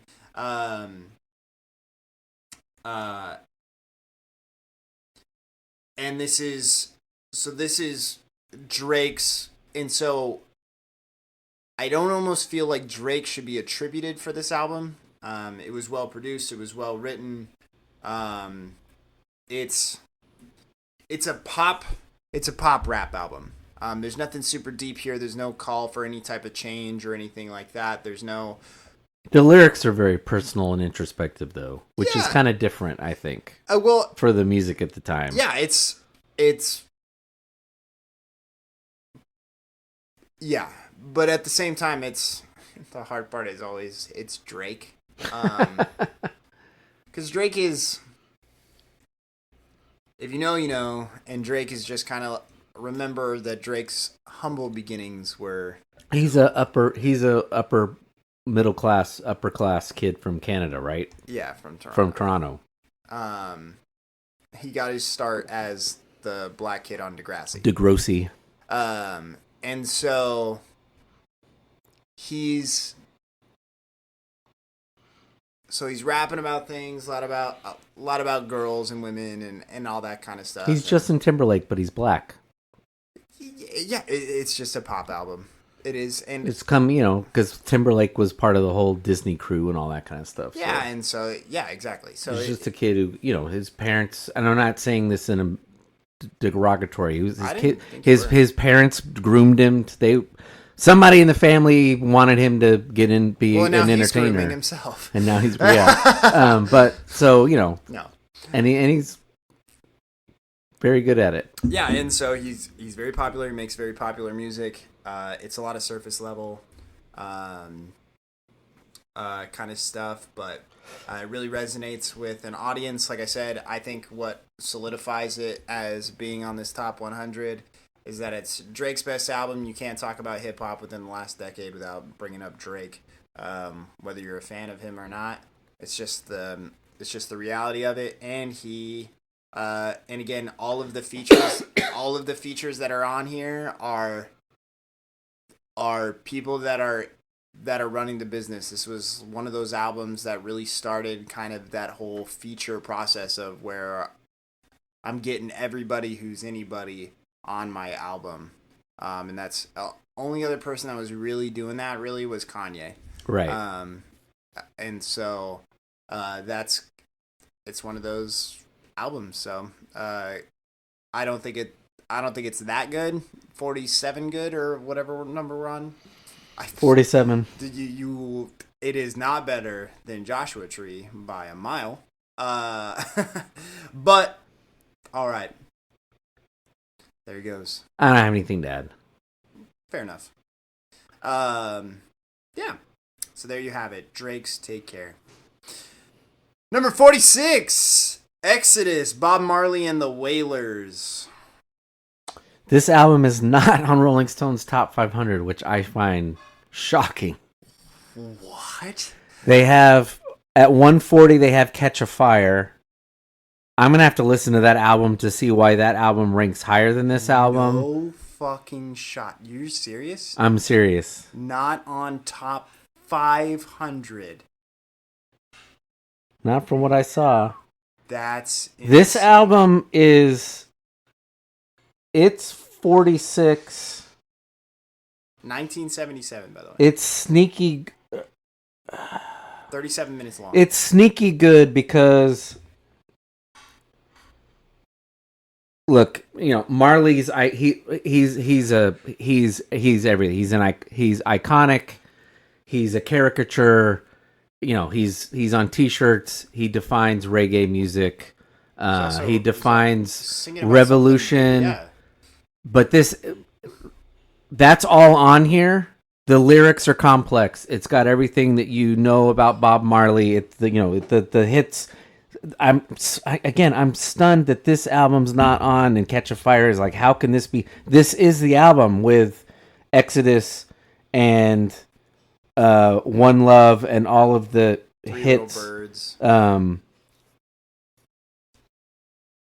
But it is musically complex.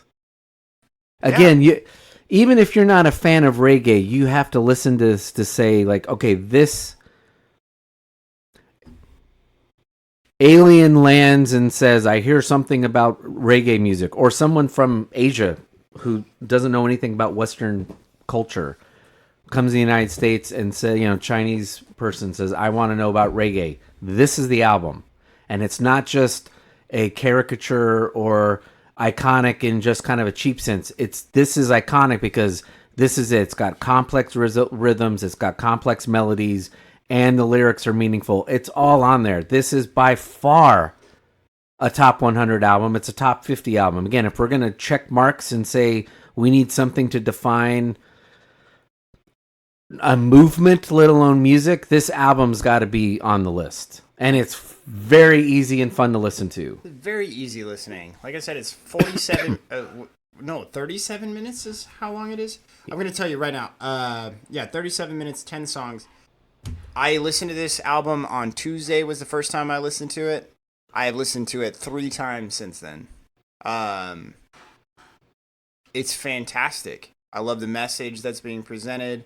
I don't listen to reggae music, but I fucking love this album. I thought it was awesome. A lot of those songs that you were just talking about, Jammin' is a lot of fun. That Natural Mystic, again, Three Little Birds is the popular one, and One Love is fantastic. That's so wild to me. I mean, the Rolling Stone on their current list has Legend, the best of Bob Marley and the Wailers at 48. You can't do best of that. That's cheating. I mean, best of doesn't work. That's asinine. And don't get me wrong. Like, what's my favorite? One of my top 10 favorite songs of all time. I love Redemption Song by Bob Marley. That's not even on this album. So that's the only introduction that I had to Bob Marley was. That's probably on that other album. It is on that other album. Yeah. Which I think that's his greatest song. It's so good. But this album was fantastic, and I can't wait to listen to it some more. So,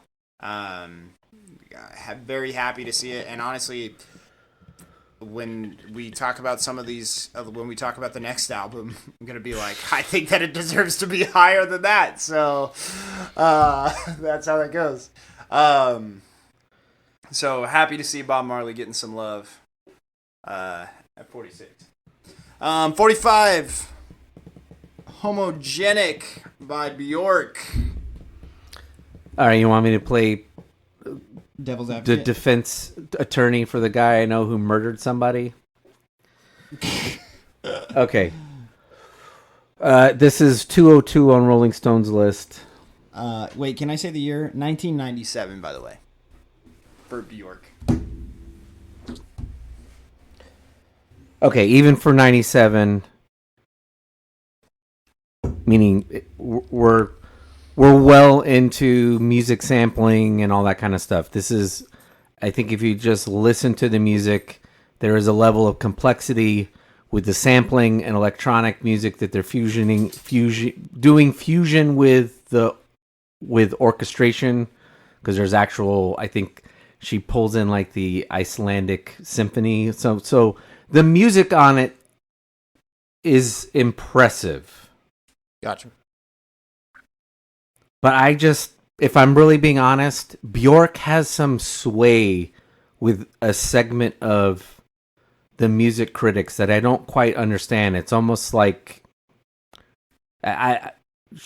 she always has. I mean, it dated back to the 80s, and it was just kind of like, I think it's just everyone kind of nodding and saying that she's really weird, and we all understand the weirdness, and us understanding the weirdness makes us cool, right? And everyone says yes, where everyone inside's really going like, eh.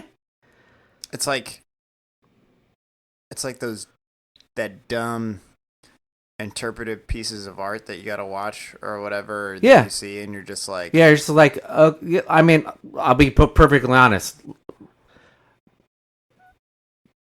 I've seen Jackson Pollock's in person. I'm like, you paid how much for that? Like, I get some level of genius and seeing that, but like running and like spattering paint on something sells for like $20 million. It's like, okay, we're all just kind of shining each other's shoes, right, while we're shitting on them. So I think there's a level of this to just Bjork of we're all like, yeah, sure. Like no one's willing to say like, I'm out on the strange Icelandic woman. Yeah, I agree. I don't know if there's much more. I mean, the album wasn't a chore. It was fun to listen to. It was fine, but it's like it's not. Yeah, it wasn't Burial. And we got another avant-garde album coming up. I can defend that one. This one I can't. Other than just like if that album had come out in '85, I could see that. Yeah, but because of the music, right? But '97, it's like no, we're well into like digital music, digitalization of music and stuff like that. Like no, this is something special. Yeah, in my opinion, I was like, whatever. And for her to be that freaking low on the list is insane to me. Like I'm like, no, this is just a celebration of weirdness. Yeah, I'm like, oh great. But and here's also something that I have to say about the list. We've talked about African American influence on this list, but also there is a weird European presence on this list. Yeah, I don't. It came right out of the gate with the girl from Sweden. Robin. Oh, yeah, Robin. There's Robin. Like, well, and they were like, it was playing in British clubs, like all over the place. I'm like, who was fucking British on this fucking list that like had so much sway over what they were like? Oh yeah, didn't everybody listen to that in the '90s? Like blah blah blah. Like what? And I mean, like so was Kylie Minogue. You even brought it up about what Kate Bush. Kate Bush. Yeah, it was like you're like, yeah, she had success in England. Yeah, yeah. It's like okay, right? Just kind of weird for some of these. So I don't know. Yeah. So three more for tonight. We'll stop harassing people. This is going to be the opposite of what we just did. Okay, 44. We have Innervisions by Stevie Wonder. This album's too low. It's 34 on Rolling Stone's list. If I put a list together, I think I might have it higher than 34. I think I might. This is Colton and I talked about this album before we recorded. This is an amazing album. It's 1973. It does not sound like it's 1973 at all. In terms of the recording of it, it sounds 10 years older than that. It is a fusion of funk and soul and jazz and rock all mixed in. It's got intricate rhythms. It's got innovative use of synthesizers, which at the time in 1973 were as expensive as hell and not easy to use in a studio because they were big and clunky. They weren't using. They were literally using vacuum tubes. These were things you had to really go out of your way to want to use. It won it won Album of the Year in '74. It's got Higher Ground, which should have been on our list of top covers because Chili Peppers did Higher Ground. Yeah. Living for the City, Don't Worry About a Thing, which pretty much everybody knows. And again, I knew Stevie Wonder as the happy blind guy in the 80s when I was a kid, doing his solo act, doing songs with Elton John, that kind of thing. I did not know early Stevie Wonder. This is an album that's angry in some parts. It is a social justice album in 1973. It is It is raw and open about what it's like to live in the inner city of New York and racism and all kinds of other things. It is groundbreaking in every single sense of the word, and it should be much higher than at least 20, if not 25, 30 spots higher than 44. Yeah, I love this I album. can see why Stevie Wonder was the thing for a while, and he's still alive, and he's no one talks about him anymore, and it's really a shame. Yeah, because you're listening to like, where did he go? It's musical genius. Like, I steal. I mean, no one has a voice like that. I mean, it is as smooth a voice as one will ever hear. Yeah, I steal from the great Eddie Murphy when I say, "You the bitch that been doing Stevie Wonder? That man is a musical genius." Hey, Stevie, I don't really like the flack that I've been getting for. Well, sometimes I think, shut the fuck up. No, I really,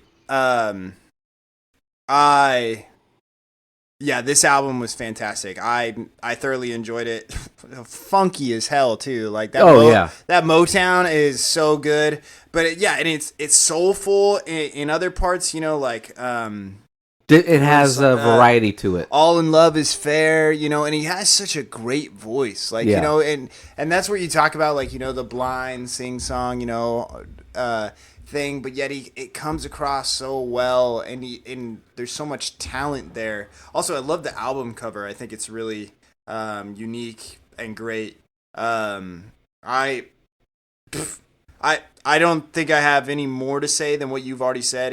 It's fantastic, and I know that there's another Stevie Wonder album on this playlist, and so I can't wait to listen to Songs in the Key of Life. Which I think is a top 5 or 10, top 5 album. Yeah, so we're a little bit away from I that. think this really is probably the best album we've heard so far. Yeah, it's up there for sure.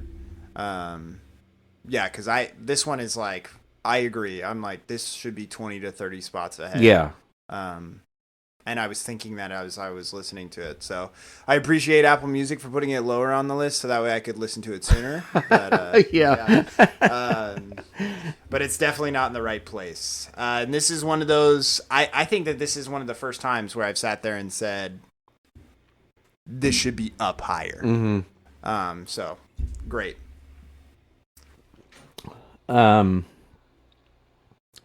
43, Talking Heads, Remain in Light. You want me to go first, and then you can... you can go first. It's 39, so it's basically in the same neighborhood on Rolling Stone's list. Just keep in mind that this album was recorded in 1980. Yeah, so I got the 1980 part. I didn't get it. Like, it was a good album. I didn't mind listening to it. Days Go By, whatever. Is that the name of the song? I don't even know. Great song. I've heard it 10 trillion times. I can see that they were trying to be innovative. It's kind of funky in some parts at the beginning. And so it's good. I just was like, okay, so this is again, and I am, and maybe lots of people have gotten, the people that are listening have picked this up, is that I am skeptical of 80s music. Because there are people that think that 80s music is like peak music. And I'm like, that's great. I love that for you. And I will defend music that I think is good and is top notch from the 80s. But don't sit there and think that every album that came out in the fucking 80s is fucking gold. Okay? And so the Talking Heads, you just sound like an 80s album. That's just what it seems like to me. And you're hearing me say this now. Be ready to hear me say it again when we get to the next album, because I am like, okay, this is in, and so like I said, I appreciate, but I just didn't get it, and you at least enlightened me before we started this conversation, and so I'd like for you to enlighten the audience. Maybe they don't know when it comes to Talking Heads. So, yeah. Okay, this is another one of those music appreciation albums. Yeah. It's as avant-garde and eclectic as it gets. It's just to the right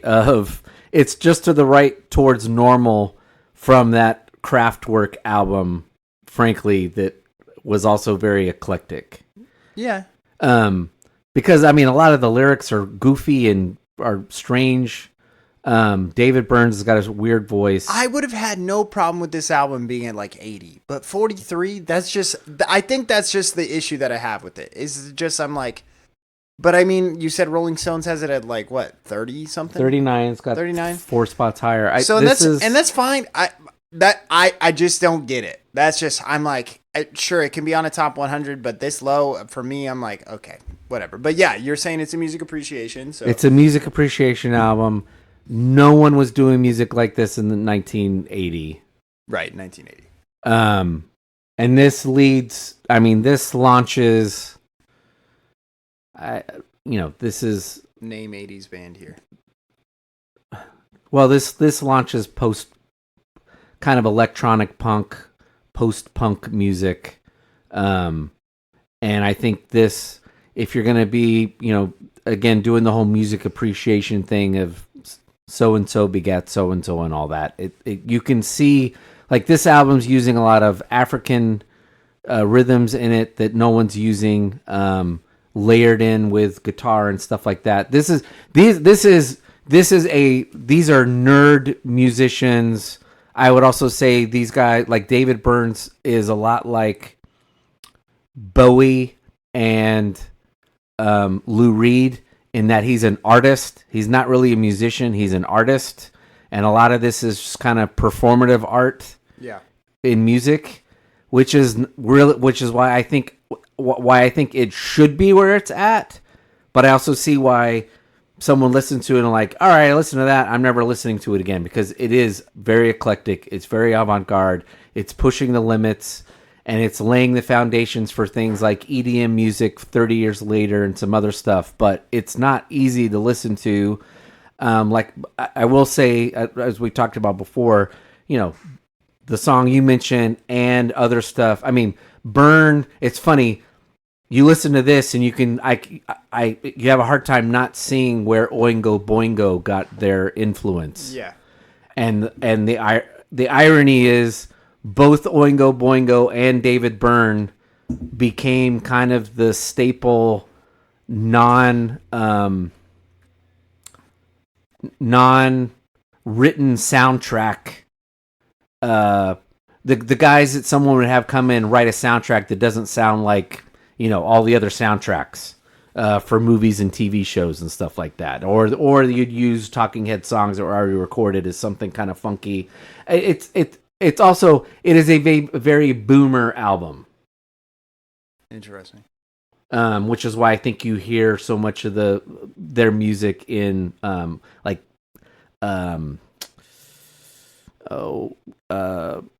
Oliver Stone loves using Talking Heads in his movies. In fact, there's at least one, not two songs in Wall Street, and he also uses them. I think it's exclusively Talking Heads in the follow-up movie that came out like 10 years ago. So it's a very boomer album. If it goes over your head or you don't think it should be on there, I don't disagree. I can see why you could say that. I don't have a problem with it being on there. That's why it's in the Alzheimer's commercials. No, just kidding. Could you imagine if they used that in an Alzheimer's commercial? Well, the whole part that it opens up with is the whole, you have your car, your wife, your children. And you ask yourself, how did it all get here? Oh my God, what have I done? Alzheimer's. Watching the days go by. It's a great song. Anyways. All right, and then the last one. And the last one. Saving the worst for last. Number 42, Control by Janet Jackson. Miss I don't Jackson, have, if you're nasty. I don't have anything more to say other than what I just said about the Talking Heads, and honestly, this one's worse because this is 1986, or it might be 87, 85. Which one? No, it's late 80s. I will get it right now, so that way I have it just right. 1986.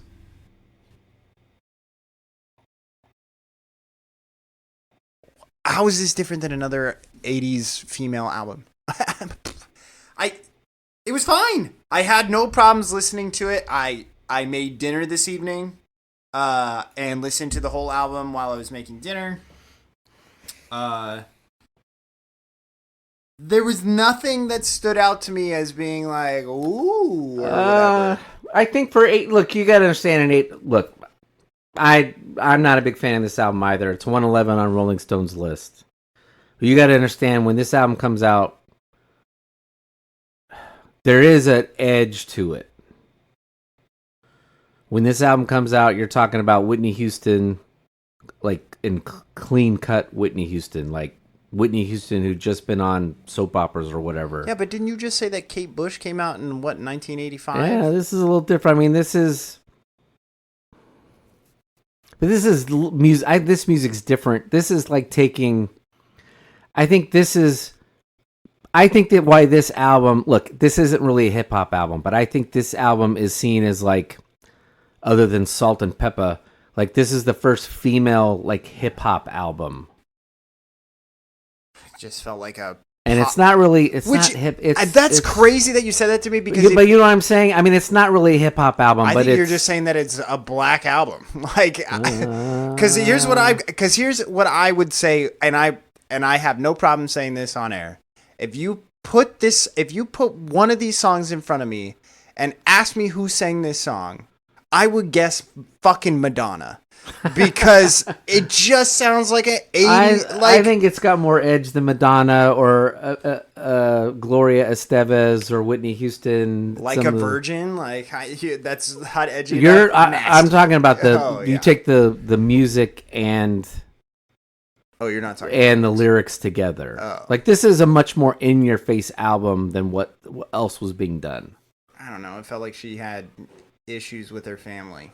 That's what it seemed like. Now, I'm just saying that. I mean, it's not much. This album's not much different than Paul Abdul, which is out at probably around the same time as well. I was like, I think she gets credit for being what we said before. You're not a consumer of this. I'm not a consumer of it. I think this is a checkbox album. It's like the first album of where female hip hop's going to originate and land at 5 or 6 years. She is a. But I think it's also she is a representative of a female African American representative. I don't see hip hop. I think she is. The lyrics are more like Virgin, yes. But I think these lyrics are much more in your face, sexual than a lot of what's going on at the time. All right, sure. I don't know. I don't know. I was like, I was in 1985, so I don't know. Or 86. No, it's fine. I'm not disagreeing with you. I'm trying to do my best to defend. I think you're correct. I think the last name adds some inflation to this album, and One, here's the thing: is it better than Bob Marley? Is it better than Stevie? No, well, absolutely. I mean, is it better than Paul's Boutique? Is it better than Joshua Tree? Is it better than any of the albums that we talked about today? Is it better than those? And in my opinion, no. No, I look. I agree. I don't even agree with the Rolling Stone 111. To me, it's just kind of another run in the mill 80s female album. Yeah, I mean, you might as well put. Why isn't? Why isn't the group that Bobby Brown was in, the three guys? Why don't they have an album on here? That was. Why not check that box off? Well, that's what I'm saying. It's like it just felt like it was like, okay, we need Boys to Men. Remember that Boys to Men? Yeah, whereas not a Boys to Men album. Whereas, like I said earlier, I was like, if we're just doing that, where's a Christina Aguilera album that represents the that kind of provocative, soulful sound, with the set of pipes in that the genre? And look, let's just be honest.